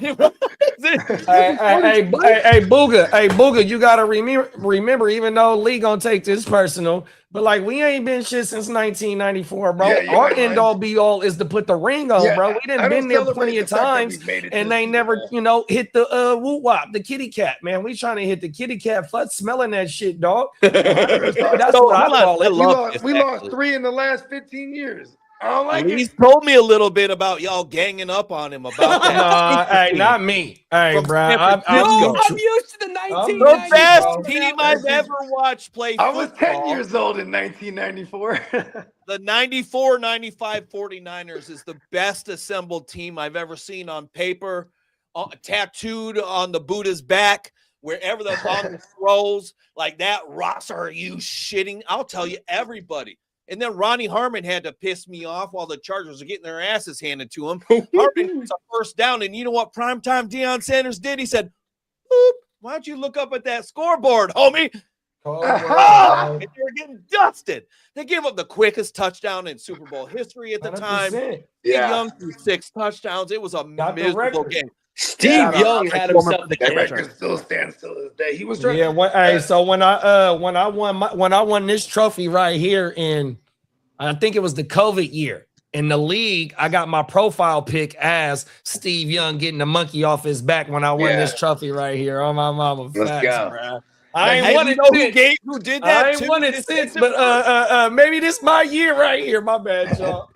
Gary Mike Shanahan. Former Charger is the guy in the video taking the. Yeah, I remember Gary Plummer. He was a linebacker. I remember Gary Plummer for us. He was. And what's crazy too is it was Mike Shanahan was the OC, and he said the plan was to try to throw 8 to match the number on Steve Young's jersey. Like, wow. Yeah, they were really trying to learn. They were really, that was the plan. Because, he was like, we really want to get this money. Because he was, imagine that's like, you're trying to go down in history, but not just as the guy who was in Joe Montana's shadow. You know what I mean? So he really wanted. You can't replace Joe Montana, and he did a damn good job of trying. Shit, come on. Yeah, but so he was like, we're gonna throw 8. You know what I mean? That's what and they threw 6. So he got close. It was devastating. It was horrible. That was so hard to watch, too. Facts. That was I was 14 when the game cracked off on everything. Yeah, beautiful I was 10, bro. So it wasn't no Super Bowl parade for me going down there. Oh my mama. So I need that fillet. I know, like I got this fly ass jacket. My girl got me this jacket the other year. Off one of them joints too. You know what I mean? Like it's like on some resale shit. You got all the patches. And then every time I look at that jacket, yeah, it's hella sick. And I've worn it a couple times on the stream, but every time I look at that jacket in my closet, I just get mad. Right. Yeah, you know what I'm saying? It's just a reminder, like, okay, look, I'm not greedy, but I'm on the quest for six for my whole, for like, actually, yeah, for 30 years out of the 40 years I've been alive, we've been on this goddamn quest for six. And just to, give my LAC peoples right here some love, man. Lee and Booger, like, the whole league and the whole fantasy community is, everybody got high hopes for y'all. 100%, bro. You know what I mean? It's like y'all get so close. The Chargers. I'm telling, man, we all got a lot of high hopes for y'all, bro. 100%. Even though we be throwing shade and shit, but y'all damn near sniffing right there. Yeah, I got a lot invested. 100%, bro. You ain't lying here. It's tough from a fantasy perspective for me, though. There's just so many mouths to feed. The only one I would, if I were to literally pick one Charger and say, put my money in my bank on this, it's Hampton. It is 1,000%. It's Omari and Hampton. Give me a break. I'm just telling you right now, he feels like he has so much to prove, and he's a quiet guy. He's not going to tell you that via the media, but everyone I've talked to behind closed doors that the media doesn't get a hold of, they're saying if you don't understand what he's about to do, then you're sleeping on him. And then I corrected him and said, listen, that was my favorite cat from that entire draft class. He ended up a Charger. It's all out there for everybody to see. Hampton is the one. Lee, you nailed it. I said it yesterday on the Power Hour. Hampton. Someone asked me a question. Is it Herbert that thrives? Is it McConkey? Oh, it was Emil that asked that. It was Emil. It was Emil that asked me. Yeah. And I said Hampton. I said what he did, McDaniel did with A-Chain, and you look, Hampton he's a 3-down back. If he stays healthy, he's the one that stands out to me. Where was Herbert at earlier when we were looking at them QB ADP? Oh God, he was like. I'll pull it up right now. Yeah, and then you got to remember, even though that McDaniel is the head coach, and McDaniel comes from, he was the run game. Oh, Herbert was 24, 26. Herbert, ultimately. With the Niners, he was the run game coach. McDaniel was the run game coordinator in Frisco. Yeah. That's one thing that Harbaugh and McDaniel got in common. They want to run the ball first, 100%. That's a fact. I mean, and so Hampton, the profile that he has as well, he's a bigger back than A-Chain as well. So we might even get maybe a 1,300 yard season out of him because they done completely rebuilt the offensive line, which what I call a great wall of China. You know what I mean? 100%. I thought you were a Niners fan. You gassing me up, brother. Come on. Come on now, big bro. You know what time it is, my G. That line but also I gotta give my guy some love. My guy Lab, bro. There's nobody else threatening him. OG gone. Look, my guy gonna get back. My guy gonna be getting back into that sneaky WR1 spot this year, dog. 100%. Playmaking capability is there, dog. 100%. Especially if they don't bring back Keenan. You nailed it, JD. I'm telling you right now, bro. They better not bring back Keenan Allen. And we're talking about McDaniel. That's one thing that he know how to do is scheme his playmakers open, bro. And Lad is a playmaker, dog. We seen it, bro. Yeah, man, I'm high. I am high on QJ this year. I do think he's going to thrive in this offense. I still, no matter what, when it comes to fantasy, I always put QJ in like a more of a boomer bust category. Yeah, exactly. Peacock said that in the Power Hour. Yeah, I'm more geared towards like the floor based guys. So it would definitely be Lad. We definitely want to fire up some bagpipes. I want to fire bagpipes this year too. Justin Herbert is going to throw some tugs. If we get a healthy, JD nailed it. Listen, you've seen what Mike McDaniel does in his offenses. Now he can get anybody open. Let's make that very clear. Darren Waller, Jonnu Smith. It doesn't matter who you are. I haven't even touched on Waddle and Tyreek Hill and the options provided guys. Lad, I really believe, like JD said, he's that kind of question mark. In that, if you're not paying attention, you're going to miss it because he really has a chance to be a huge, huge figure in this offense. Mike McDaniel spoken incredibly highly of him and everything. This is a big deal. I do think QJ has a decent year. I just think that it's a lad, and maybe Trey Harris gets the Keenan Allen snaps. Keep an eye on of Trey Harris receptions. in a lot of work in the red zone because listen, in the Greg Roman offense, they used him as a move tight end. Motherfucker, you took him as a second round as a wide receiver. It's time to let's see what he can do. Yeah, they did take him up high. I forgot how high they took him. That you ain't lying. And then the thing about the Trey Harris shit is that you brought him in with the same draft capital as Ladd. Exactly. That's why we're making QJ play this 5th year out, bro. Matter of fact, he might be gone because Trey is the one that is next up too, bro. Yeah, 100%. Trey's like, and then in 2024, bro, Ladd 24.5 target share, bro, 112 targets with fucking 82 receptions, bro, 1,049, 9th at the position, and with the receiving yards. And then where's this Yak 396, and that was 17th at the position. Now we talking about bringing Mike McDaniels in and talking about scheming motherfuckers open, and Ladd has the ability to run the ball after the catch, bro, and get busy with it. He was commanding 15.1 fantasy points per game in the 2024 season. 31.2% first read target share, bro. Oh, my mama, Ladd is the guy over there, dog. 100%. I can't wait to see this dude in this offense. 473 slot snaps. Now we talking about fitting into the Mike McDaniels offense. 100%. That was 6th at the position with them folks. High floor, high ceiling play. Come on now, dog. He's excited when he hears those. Yeah, this my guy right here, bro. Oh, my mama. My GWN brothers is the one that put me up on, bro. 100%. And you know what, too? Just cost wise, we're not paying up like we did last year for sure. Let me pull up where Herbert was. I'll pull this shit up right now. Well, Ladd didn't have a great year last year. Yeah, check out where Ladd's going to after. I'm curious. Hold up, hey, let me address that, Lee, if you don't mind. The Ladd shit from last year. I have a feeling, I'm not the only one here, that we've all felt like that top dog wherever we've been somewhere. When you bring in somebody else and they're touted as that guy, Jay saw a lot more. I mean, it was a different feeling for him. If you did not watch his exit interview at the end of last season in 2025, he was frustrated. He did not like the fact that he didn't feel like he could do his best to contribute. These boys are hungry for stars. And this is a motion offense with Mike McDaniel. Ladd is shit. You think they can't? Mike McDaniel can scheme anybody open. You know, see, that's the cold thing, and you can't press the motherfucking slot neither. This motherfucker stay running his routes out the slot. He can beat you on the outside as well. You can't catch what you can't touch. You can scheme this motherfucker up, dog. 100%. He finna get busy, bro.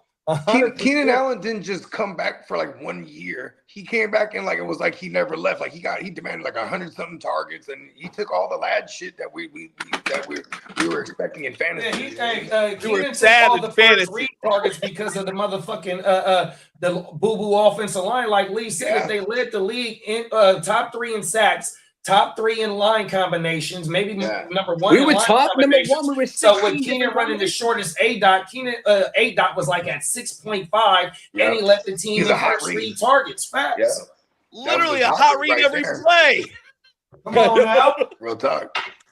I mean, that's how they were moving the ball.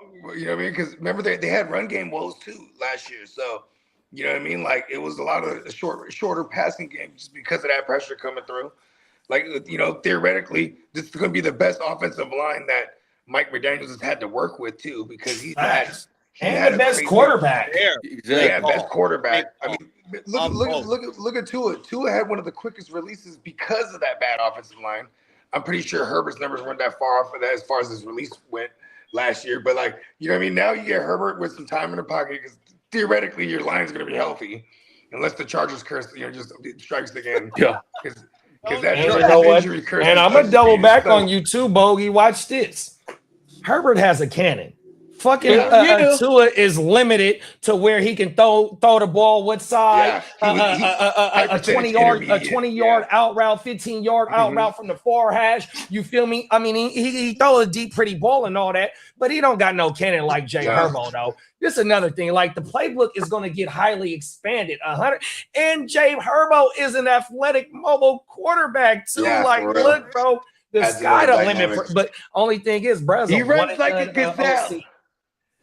Wheels on wheels on wheels, y'all. Let's not forget that 6'6", 240 pounds of I date Madison beer. What the fuck you got on me, bitch? You know what's Come crazy? on Because now. this, like Jim Harbaugh, when he had Kaepernick, remember Kaepernick was his guy, and Come on, Kaepernick is his. I'll take all the heat. Anybody who wants to say Kaepernick wasn't worth it, I can talk to anybody about that. Here's the thing: is when he had Cap, you know, the Cap's the first 2 years, he's 250, 6'6". You know what I mean? Like, and they'll get running like a gazelle. And like I Still, swear to God, he's still running against the motherfucking Packers. he's still running against the Packers. Yeah, Hey, fuck them up in the divisional game, bro. I was at Everything. that game, man. That motherfucker's still running against We their almost ass. got in the fight. We almost got in the fight at that game, man. Cold world, But bro. yeah, anyways, these fools, before he went vegan, you know, he lost all that weight. You know, and then we saw like, you know, the 230 Kaepernick. That was just real. That was different, right? But like I was saying when I first seen Justin Herbert running around, and this is before even Jim Harbaugh got there, I was like, bro, he's like a better white Kaepernick for real. You know what I mean? Because remember, Kaepernick had that cannon, but it was just inaccurate stuff. Sure. Yeah, all he had was a fastball because he was a that's all former he had. pitcher at Nevada. He was a former And like pitcher at Justin Nevada. Herbert's the actual that's the thing. But that was Justin part of his Herbert's already problem. JD nailed it. He's already put up the 5,000 yard passing season. He's already had multiple 30+ passing tugs in seasons. Like, you know, it's really, he's riddled with the injuries, but otherwise, and he doesn't have any playoff wins yet. Otherwise, he would be in the conversation of elite as far as talent goes, because they don't put him in that conversation at all. You're talking like, you know, Patrick Mahomes or Josh Allen or Lamar Jackson. Like, they never mention Herbo because he needs to show up in the post. You know what I mean? Hey, that you nailed it. By the way, Bogey, Tino, whatever the fuck that is. Sorry, I don't have my glasses on, guys. I can't see shit. That's Herbert my twin brother. No, he fucking better because it's set up for this. Oh yeah. Ironically enough, they don't run as much play action as you would think, and they run a lot less screen game than you think. But so many quicks, bubbles. I'm telling you right now, everything's cheat motion, jet motion, sky motion. This Mike McDaniel offense. If you don't have a player on your fantasy team from the Chargers that isn't Omari Hampton, maybe a lad, take a chance on Justin Herbert just in case, because he's going to get some yards on the ground. I expect him to get some also in the rushing game because Mike McDaniel's weird. He's a quirky guy, and he's never had a Justin Herbert. Would it be unlike him to say, you know what? Let's get Justin Herbert 15 fucking rushing touchdowns this year. Yeah. Like, don't shy on the Herbert. You know what I'm saying? Dude, I mean, McDaniel, he's best friends with comedian Dan Soder. They hang out like my friends and I hung out. I'm just going to leave it at that. Weird, goofy shit. You know, a little bit of Hey, that's where he be cooking up all his motherfucking offensive plays at with his homies. They on Madden with the bong out there, you know what I mean? Still playing Madden like, oh, I can use this in my game plan this week. 100%. You ain't lying. Oh, and they do it. Whole world. And listen, this matters too.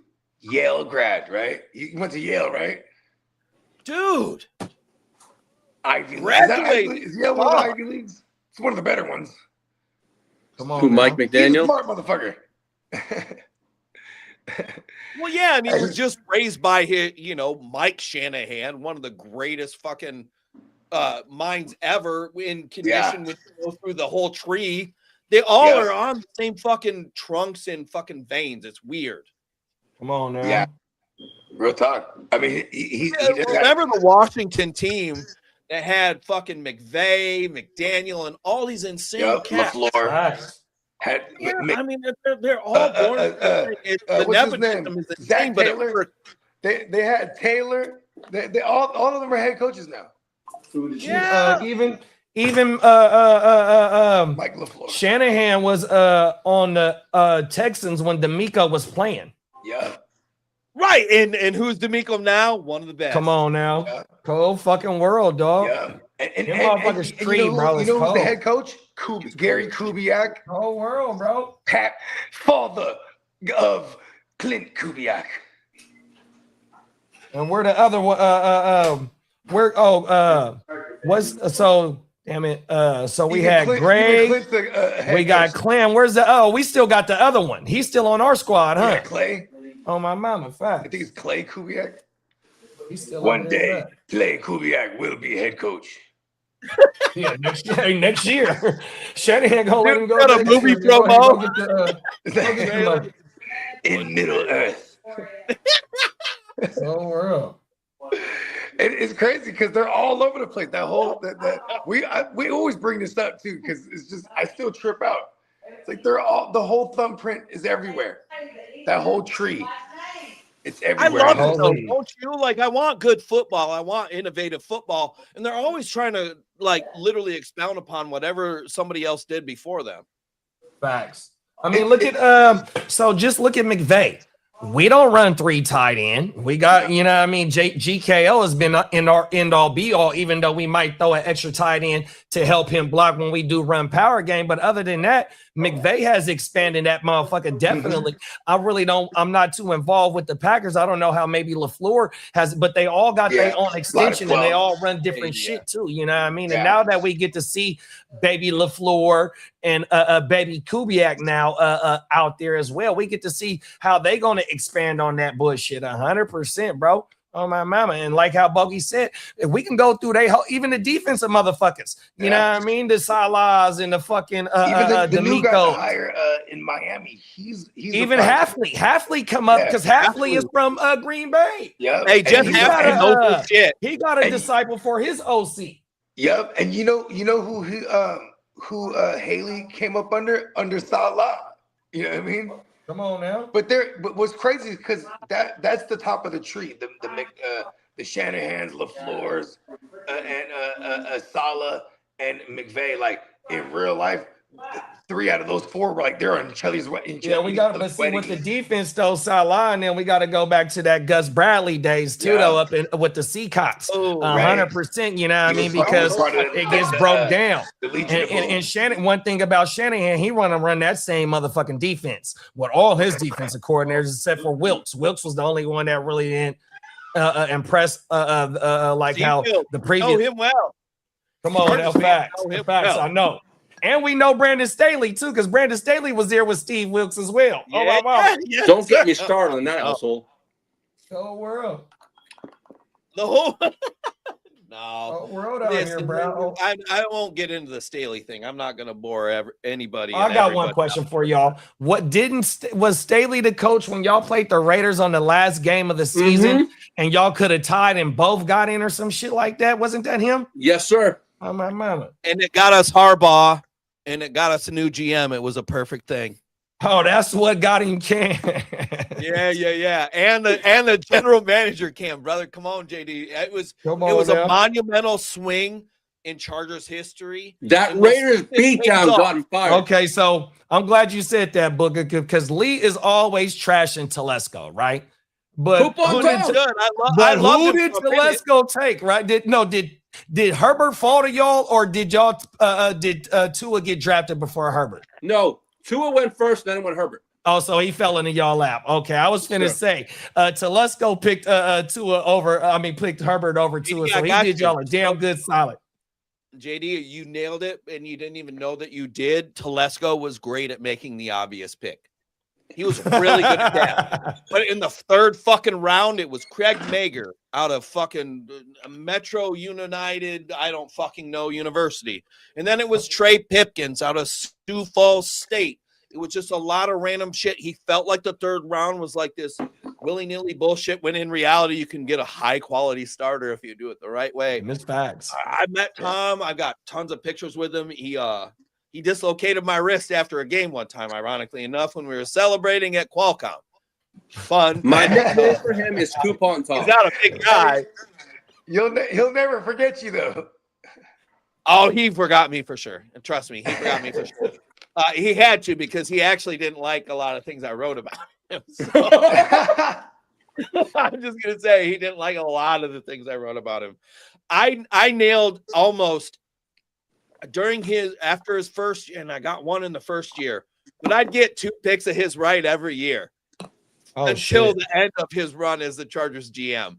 He got so predictable. You could always find so the glaring holes on the team were obvious, but he literally had this. He wanted to be Bill Polian, but Bill Polian, obviously for a lot of reasons, wasn't the best. They found Peyton Manning. Thank God for that. Or the he was the Bills GM when they lost the 4 Super Bowls with the Bills. Yeah, he was their GM as well. Word. Hey, that's because I got these gray hairs, big bro. That's when I started watching footballers in the late 80s, And I early wear a 90s. hat so y'all don't see the gray hairs, and I use a little adjustment band if I have to. You know what I'm saying? And I wear one so I don't show my bald spot. I'm definitely entering the George Clooney phase of my life. Come on now. Embrace it. I'm going full George Clooney in about like another couple of years for sure. Get the suit too. I'm then getting there. You don't have it. It's lightweight. You know what I mean? Yeah. Yeah, salt and pepper. But we have definitely entered the salt and pepper George Clooney phase. Come on now. Let's go. George Clooney was feeling the bad ones. And see how it goes. Come on now, bro. George Clooney, though, he was peeling them.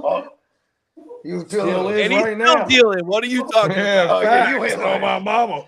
Oh, motherfucker. Hey, wasn't he with that chick from wrestling? He was with like Stacey Cuban for real. Dude's been literally all over the map, and you're just kind of like, I kind of believe it no matter what now. Right? And now I think he's at the age where he actually looks like the age he was, because he always like looked like older than he was. Oh, for sure. That salt and pepper was the look. He was like, boom, that's my way in. Well, it fit the roles at the time too, man. Right? He went from ER. He let it go to be a part of what he actually was to fit the roles that he was designed to be, and then he kind of fell into it, and he's like, I mean, I'm worth everything. Why wouldn't I be what I am? Yeah, now that I think about it, he was an ER, so he was a young doctor, right? But it's like, it made it realistic because, you know, it is, you would think someone in their like mid to late 30s is finally like, you know, a surgeon, like the high up there, or whatever the fuck he was, you know what I mean? So, Yeah. You know what I mean? Oh, All right, and then he somebody played said that, man. Herbert is QB12. I'm mad. I'm mad. It's horrible. Oh, here go to he's going here. I'll pull it up right now. In Superflex redraft. As of right now, he's going as the 8th quarterback being drafted. Oh wait, Okay, damn it, so the hype is I got real. the wide receivers. Let me go back to the quarterback. If it's 8, I like So you got Allen, Drake May, Jaden Daniels, Burrow, Lamar, Caleb, Dart, and then Herbert as of right now. I wouldn't He's trust going at the Jaden Daniels 212. here, guys. No. I love Jaden Daniels. I don't trust him to stay healthy. Look at the O-line, moving parts. Just take a look. It's also just from a fantasy perspective, because you could say the same thing, like, and we would want it because it means he's gonna run more. You know what I mean? Like, because we you know, rushing yards for a QB is kind of one of those things. Yeah, I'm not drafting him. If he's going in, What you guys and- think, guys? if he's going into August as the 3rd quarterback being drafted, bro, when it's draft time, I'm not taking him. Yeah, On my mouth. He's on my do not draft I'm not list. taking He him is at the all. 3rd quarterback. Fuck that. I'm not saying not draft him, but I'm telling you right now, when the guy has a lot to prove, even though he showed out as a rookie. And I'm just saying right now, if his agent is not saying, be a little more fucking careful this year, and let's start to worry about future earnings. I know he wants to win every game and all that shit. I expect him to try to figure it out a little more this year without using his legs. And you know, I mean, they invested in him as well. They took Antonio Williams. They brought in Chig as a free agent, 100%.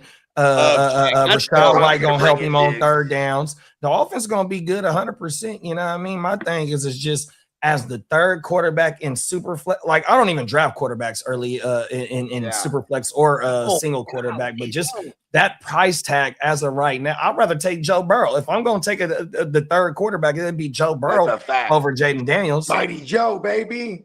Yeah, for sure. Hey, if you're gonna take a chance, he would be the one I would take a chance on for sure.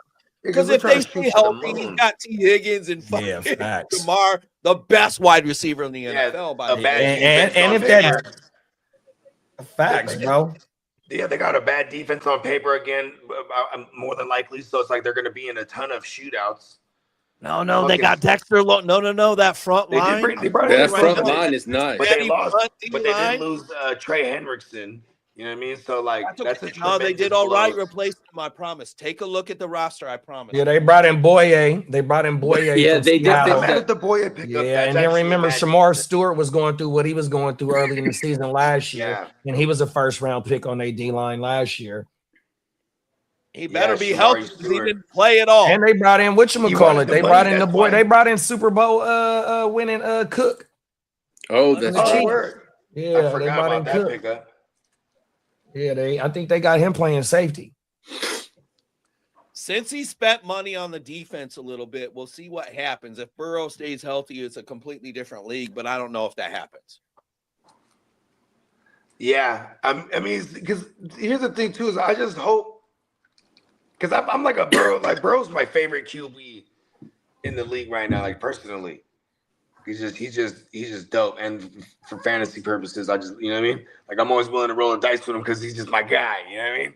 And like you know what I mean? I'm like it's obviously a team sport. You can't carry the whole team. But when he gets in those situations where he has to carry the whole team, I fucking love having him in fantasy. Joe Cool. Yeah. He's just there. He's gonna put up like we've seen him put God numbers up like nothing.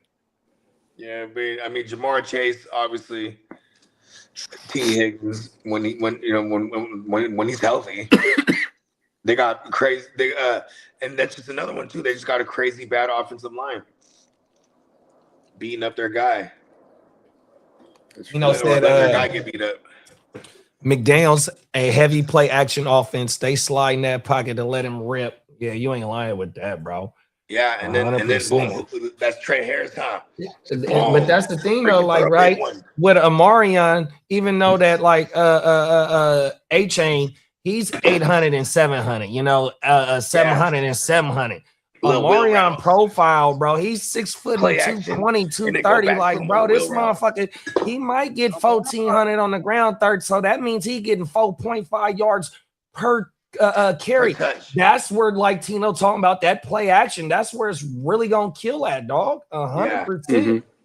That's a fact.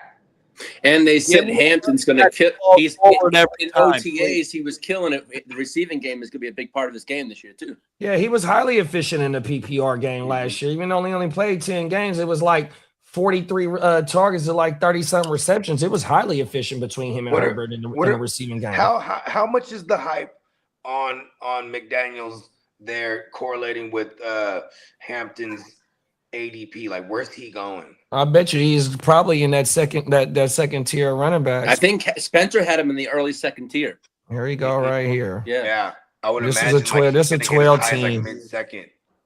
This is a 12 team. It's Bijan, Gibbs, McCaffrey, JT, Cook, Kenneth Walker, Genty, A-Chain, and then Hampton. I think Spencer had him in 14. Y'all noticing we got a great group of running backs for once? It's been a minute. I love it. Yeah, it's been. I couldn't think of a running back that we had like this at all. Here, I couldn't. Yeah, look at all this. You got in Superflex, you got Derrick Henry going at the 4.9, RB1. Cold world. You got Etienne going at the 5.5. That had a hell of a season. You got Javante going at the 5.6, dog.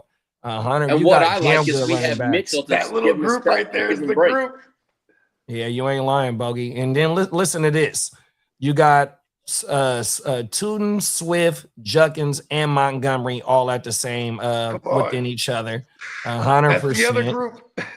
Cold world. That's the value, bro. Yeah, them is facts, big bro. We've been talking about that. We've been talking about that this whole motherfucking show. That's what sucks too, because in the redraft, I probably won't have the Hampton or any of them, any of those that first tier. That you know what I mean? Their first 12 even. I just never. I'm looking running back in that range, you know, because there's just too much value. It's facts. Tino, I don't want. I'm going to tell you. I said this in the power, and what was it? Peacock said to me, Lee, what do you think about all those 3-score point games? I just don't want to see that shit, man. There was 3 years ago. We had too many of those 3-point games, and we lost them all, most of them. Yeah, that was like Chicago last year. Man, I don't want that shit this year. I want some one-score games. And that doesn't carry over from year to year. But one thing about y'all, though, I like y'all defensive pieces better than what Chicago has, and that's just using Chicago as the recent example. And then, like how Booger said about Washington, remember that NFC championship year, bro, they were in a lot of one-score games, 100%, you know what I mean? So that shit don't carry over from year to year. Chicago last year leading in turnover differential. And I want to say Washington the year before was up there like that with the turnover differential, bro. 100%. And Chicago don't even got no hell of a pass rush like that. Y'all got pass rush. 100%. Y'all got players on all three levels. You know, it's a fact. Fair. So we're running out of excuses, damn it. Jesus. No, them is facts. I will say one more thing, right? Because like Harbaugh just even he's been waiting too, I could tell. I've been waiting. Having Harbaugh back in the days, right? You know, we played a lot of those close to the vest games, those you know, the one-score games, you know, losing by a field goal games. You know what I mean? And like when you have a McDaniels who has zero issues with absolutely running the scoreboard up, you know what I mean? Because that's what you got to do. Especially then you could play the style of defense you want to play and tee off with Thule and whoever else on the other side. You know what I mean?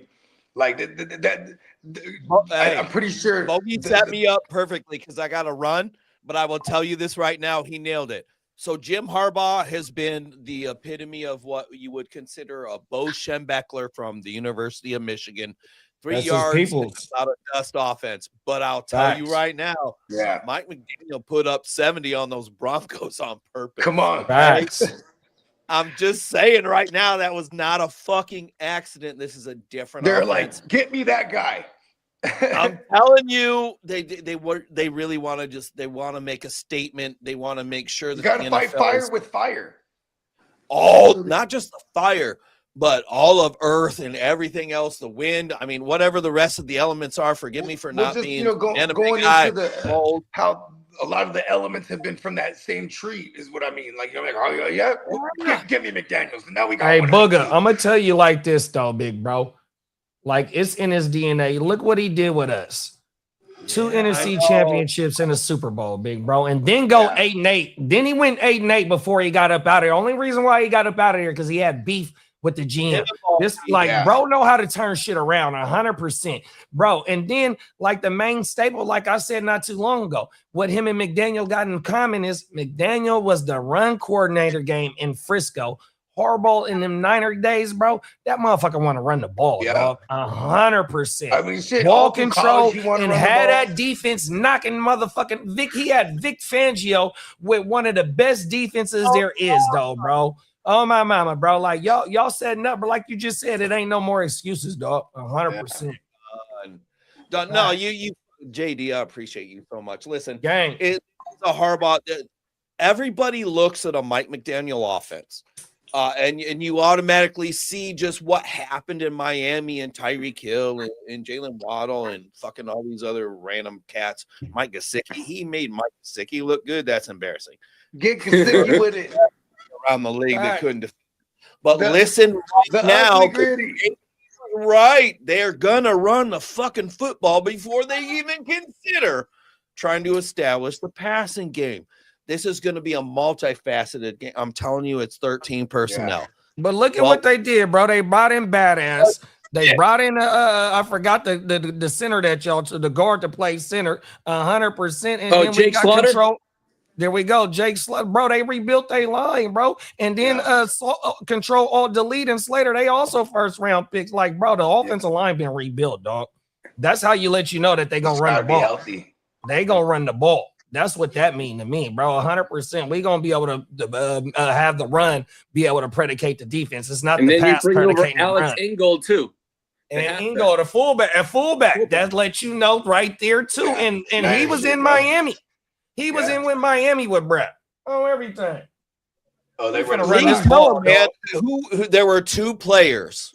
Mike McDaniel, as soon as he was hired as the Chargers offensive coordinator, he put up, and I need you to understand when I say this, this is literally legit. We've seen all of it. It's 1,000% confirmed. He put up wanted posters for Keaton Mitchell, the running back, formerly of the Ravens, and then Alec Ingold, the fullback, formerly of the Dolphins. I'm telling you right now, if you're not paying attention, we love Harbaugh. I'm excited. I'm still glad that he's the Chargers head coach. But if you don't understand the impetus and the power that Mike McDaniel, the offensive coordinator, has, you're not paying enough attention. But if you want to pay enough attention, make sure you tune into this podcast, guys. I'm Booga Peters. I got to get out of here. I'm telling you right now, JD, Bogey, Lee, I love y'all. And Tuesday night is going to be fun. Yeah, baby. We love you too, man. Appreciate you. Come on now. You're Nothing but welcome. love, big bro. Yeah, man. You always You pull up whenever the fuck you want to pull up, big bro. Man. Oh, I didn't tell you. I told Lee about this. I don't ask to be on a show. Come on now. Yo, you're always welcome. Whenever you're free, man. If we rocking, you can just no, not that whenever. Ask me, I'm pulling up. But if I that shit. There you go. And Booga, come on, y'all. Oh, You know while what I I mean? have you, Bogey, Booga asked me to be his co-host on Tuesday nights. There you go. Look at that. Go. Fella, come on now. Public Uncut. My man Lee Ainsworth, we've got the video scheduled, just so you know. It's an official announcement. Lee Ainsworth is the official Tuesday nights, 7 p.m. Eastern, co-host of Bolt Blitz Uncut. Lee, I can't tell you how much I appreciate you already. Bogey, JD, this shit's real. I mean, come on now. I don't know if I can make it to Vegas, but hey, one day I'm saying I gotta chill with y'all. I'm not good at the internet connections. I just need to hang out with you guys. But I will say this: fact. Thank you for all the support you give to Lee. Lee is he's one of them cats, dude, that we get to appreciate, and I hope y'all appreciate him. Come on now. Much longer, as much as I do. I'm Booga Peters. This is where I get the fuck out. Because I literally need to go smoke this and I can't do it in the house. Come on now, big bro. Let's go. Yes. Keep it lit, my brother. Booga Peters, Blitz Bolt Uncut. Man, that's a tongue twister. Bolt Blitz Uncut. Yeah, right. man, he's keeping it lit. I fuck with, bro. Come on now. He goes. I'd love to come next year to Vegas. Once again, too, another one of those cats. Okay, you gotta drink more water. Another one of those cats, just super. He got one of them. Like, bro, his voice. He was born to do this shit, bro. Facts. He was on ESPN. Too. But like, you know what I mean. But and that's what's dope is, you know what I mean, because there's people that can deliver good, and they're delivering other people writing for them. You know what I mean? When you're the dual threat. You know what I mean? Facts. Yeah, you know what I mean? He got one of those. He asked me, he told me 2 days ago, he asked me to be his co-host. Look at Peters, bang. That's right, Lee. That's right. Stay working, bro. Oh, everything. Wow. And he told me what he'd like is I was consistent on the Chargers news, and it was my personality. That's right, bro. Working. But you know what I told him? It wasn't all me. I said this. It's a teamwork. I wouldn't have been able to do it if it was. I said if I didn't have from Peacock, you, Bogey, I wouldn't have been able to do this shit if it wasn't for y'all. So to me, I take I thank him, but I'm not taking full credit because I learned from each and every one of you. The iron sharpen iron, dog. Iron. That's why we do this shit every day. You got to remember though, like. You said the GWN kicked off a couple of days before your birthday or after your birthday? The day after my birthday. So June 21st, 2024, right? Yes, sir. So like it's almost 1,000 videos in. So you just got to remember, bro. You on all those 1,000 videos. You know what I mean? We all on 1,000 videos. You feel me? So that's shooting your free throws. Mm-hmm. Come on. No, but as you always say, iron sharpened iron. Watch the tape, you'll get better. Yeah, at first, I ain't gonna lie, I didn't watch the tape, but the more I did watch the tape, hey man, you make these fucking weird ass expressions and shit. Lee, did you watch the tape? Yep, I did. I mean, I'm like, you're lying, Lee. Okay, I didn't watch it, but Catherine watched it. I'm like, you gotta watch the film with her. But you know what I do now? When I have the show on, I have the big TV on, so I see my big ugly mug, so I see what I'm doing. Come on, there you go. And I'm like, right. I don't like looking at myself that big, but I see what I'm doing. I'm like, oh shit, I write that down. I used to put the show on the little 80-inch joint, and then I used to do the show, boom, have it in the background. You know what I mean? Come on now.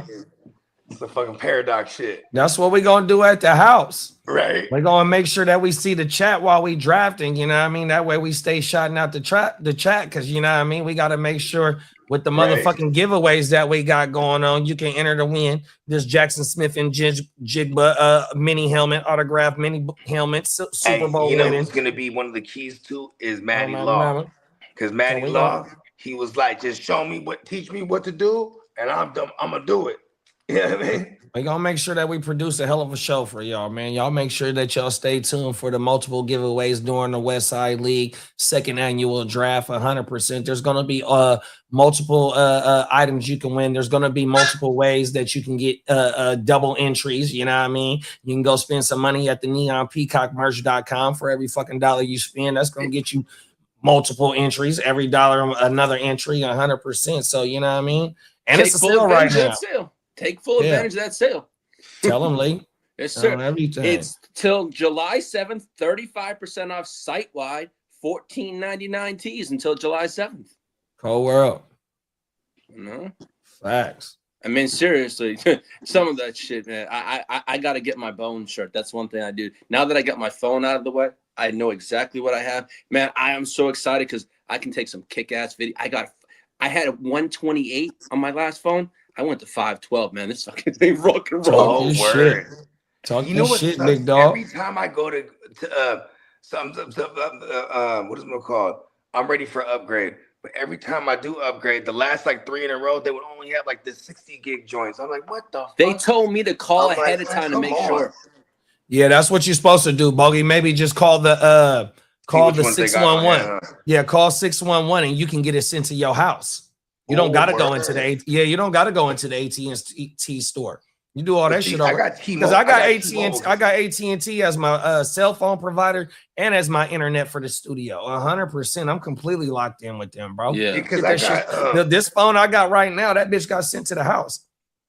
Yeah, because I'm after Vegas. I'm gonna do the AT&T internet in the house. They internet is slapping, bro. Oh my mama, that shit ain't no. Only thing is fiber optic, so it's a thin ass cord, and if you fuck it up, bro, they're gonna charge you $100+ to come out and fix that bitch. I didn't have my puppies chewed that bitch up 100%. At least my dogs are old enough; they don't chew that kind of shit. You gotta be careful, so because I got my modem on the ground. I need to put it in the windowsill. But they put it the last time they fixed it, they put the fiber optic at damn near the top of the door height on everything. Oh, okay, yeah, facts. But you just got to keep that fiber optic cable fully protected, dog. That motherfucker thin as shit. Oh my mama, AT&T go crazy. And you get free when you get the internet. I got free HBO Max on everything. That's I already have that with the cable company, so I'm good with that. Shit, I paid for HBO Max. Oh my mama, you got AT&T? No, I have AT&T. I got Xfinity. Oh, you got Xfinity for internet. Okay. Yep.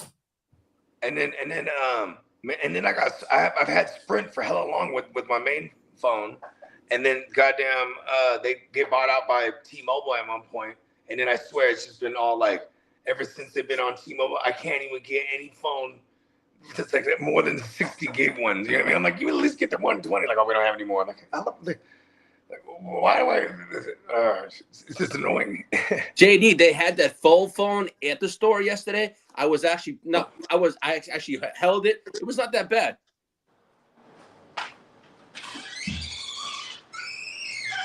My bad ears. What'd you say, big bro? They had a sample of that phone, the fold-out phone that you wanted. They had one in the AT&T store. No, they didn't. They did. It wasn't. I don't believe it. A sample when they did. It was a Samsung. It wasn't no iPhone. It was a Samsung. It was a Samsung. The fold out what it's gonna look like. Is it a Samsung or is it an iPhone? It's a Samsung. Oh yeah, they've been had that. Yeah, they've been had that joint. But no, I mean, because I wanted the 17E, right? And he goes, Lee, I have none. I was out 2 days ago. He just called and said, it wasn't that I needed a phone. I said, I need one now. I said, okay. Yeah. Paying $11.99 a month. Oh yeah, that ain't bad. And you got 500 gigs? Yeah, 512. Oh shit. I think my shit is. Yeah, so I was fine with that. The 14. I was just looking at that shit. Yeah, because my old phone was a 128. It just slows the lap. Now I can I take think videos. that's what and my all shit is. The camera's nice. I think that's what my shit is about. Why? When do you do for a new iPhone 14? Where's the gigs at? Oh, you go into your settings. That's what they told me how to do. Thank you, babe. You gotta go storage. general. Yeah, my shit was my shit is a 128, and I got 119 left. Yeah. Fuck this phone. No, all my gigs. My highest thing with gigs is my music at 19 gigs. Other than that, it's just my photos. I did all my transferring at home. Huh? I did my transfer at home. Oh yeah, for sure. Because I had like 8, as long as you got your as long as you got your iCloud shit saved, you do all that shit at the house. Yeah, I just got a message from Apple that my Apple is now fixed. Remember I had the issue? It was locked out. It's because I did it so many times. Oh, they thought you was a scammer. Yeah, exactly. So I just got it open into my Apple about 10 minutes ago. Yeah, I done some dumb shit on my shit, right? So the iPad, my old iPad, when I'm doing the in-studio shit, if I don't got the memory right, I mean the storage right, yeah, the bitch would cut off while we doing the in-studio shit, right? Even when I've been doing my own videos, right? So I just got me another iPad, right? Yeah. 100%. And so, but I made a new iCloud on the new iPad, which I should have just kept the same shit that I've been using and just monitored the photos and shit, because when the old iPad used to cut off, it was this one time where I deleted all the videos. I deleted all that shit, right? I'm like, man, I'm tired of this shit cutting off.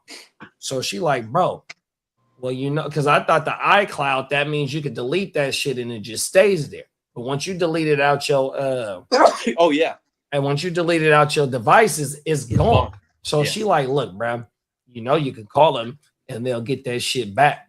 Oh my, because I still got all, like, damn near all the content that I made personally. I got all that on the iPad, you feel? Because I don't want to delete that shit, you feel me? Okay, yeah. So I made the mistake by deleting it, but you can call the Apple people and they'll get that shit back. 100%. I've done that before. On everything. Now, what games are we doing this weekend? I know we got your game on Sunday. England and Mexico. When does the United States play? And that I don't know. And then it's a CFL game on Sunday night as well. Okay, let me check. out. If we want to do 2 games on Sunday. Let me see what this looks like here. So America, they should play Monday because we played the day after y'all.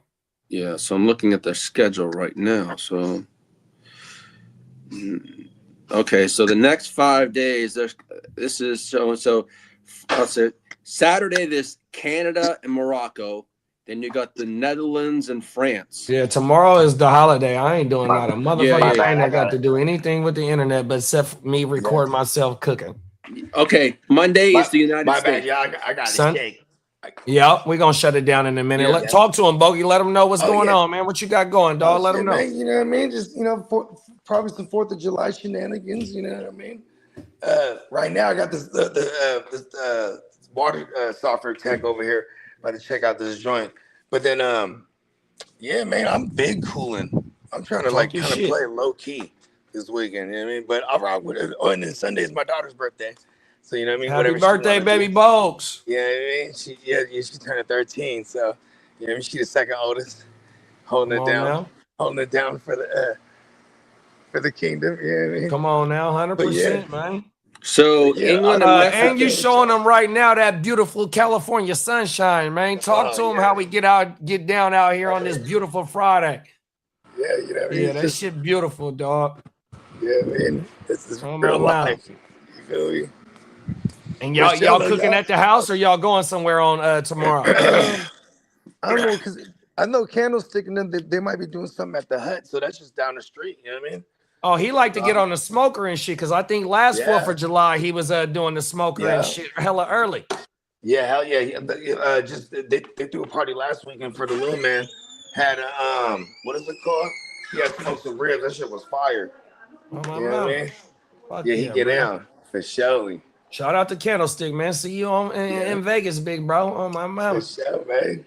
Hell For sure, yeah. everybody be safe, you know what I mean? For the 4th of July shenanigans, you know what I mean? Them is facts. Yeah, especially with the fireworks, y'all. Everybody be careful, you know what I mean? Do it the right I don't play with them. I get the shit from the box, you know, the wooden, what do you call them bitches? You know, the people that be selling them at the grocery stores and shit. I don't play with the illegals. No, you don't even bring them to my house. 100%. I'm gonna be happy just watching the Fort Worth fire display. Yeah, take that shit to the port. I don't fuck with them joints. They be flying them drones, bro. They gonna come straight to your motherfucking house, dog. No, that's a fact. That happened just the first year we moved here. You know what I mean? We start firing them up on the drones, came through swarming. They coming, bro. Trust me. They don't play about that shit. No, that's a fact. But yeah, for sure, y'all. Come on now. In a minute, big bro. Happy 4th of July. Happy early birthday, baby Bogues, man. Yeah, man. Happy 4th of July, y'all. And happy birthday, Mac Dre, too. She got the same birthday as Mac Dre. Happy birthday, Furley Goat, man. To the Furley Goats. All right, fellas. It's good rocking with you. Have a wonderful rest of your day and a wonderful weekend. We'll see y'all Sunday, man. Sunday, Lee. We for sure England. And then you said USA play on Monday. I sent you the schedule, too. Oh, my mama. 100%. Yesterday, season 2, episode 12 or 11? It was 12. Episode 12. Y'all make sure if y'all didn't get a chance to go watch that, go watch the Chargers Power Hour. And shout out to Spencer the Guru. You can see it at the bottom of the screen right now. The top 24 rankings of his tight end. We got the top 36 running backs, and we got the top 36 wide receiver up on wherever y'all found us at. Shout out to the chat. You know what I mean? Wherever you found us at. If you're brand new to the channel, please make sure you like and subscribe. And if you liked and subscribe, bro, you are entered to win this free Jackson Smith and Jigba autograph helmet. 100%. Just go screenshot it to one of our Instagrams. 100%, man. And then just stay locked in because this is the best fantasy football content on the motherfucking internet. 100%. You want to put championships on the board? Bro, 100%. Stay locked in. We see y'all on Sunday, man. Have a blessed 4th, man. Be safe. Gang in the building. All right, Lee. I'll see you in a minute, big bro. All right, be good. Come on now.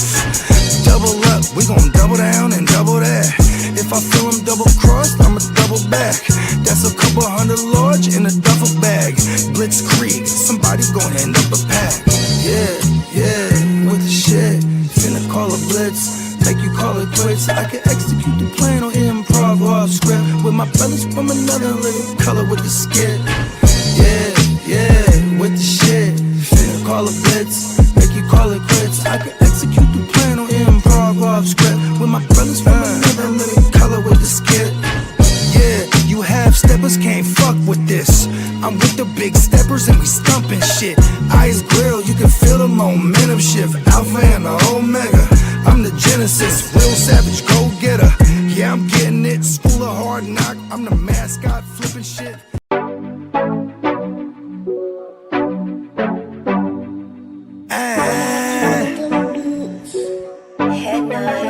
Scott! Yeah, let me quarterback this. We came a long way from throwing money in the mattress. I played a long game to get rich. They say the game is a bitch, but the bitch is the baddest. Bowie Scott friend won't change my name like I'm Cassius. Keep flame cause I'm cautious. I'll burn you to ashes. Double cross the bosses and get hit with the ratchet. Can't fuck with suckers, that shit is contagious. Count 100,000 blown clouds, hella anxious. Maybe a doctor, but I ain't got no patience. All top shotters on my roster, they gon' race shit. Transporting weight, cross states in my spaceship. Sky free, but I ain't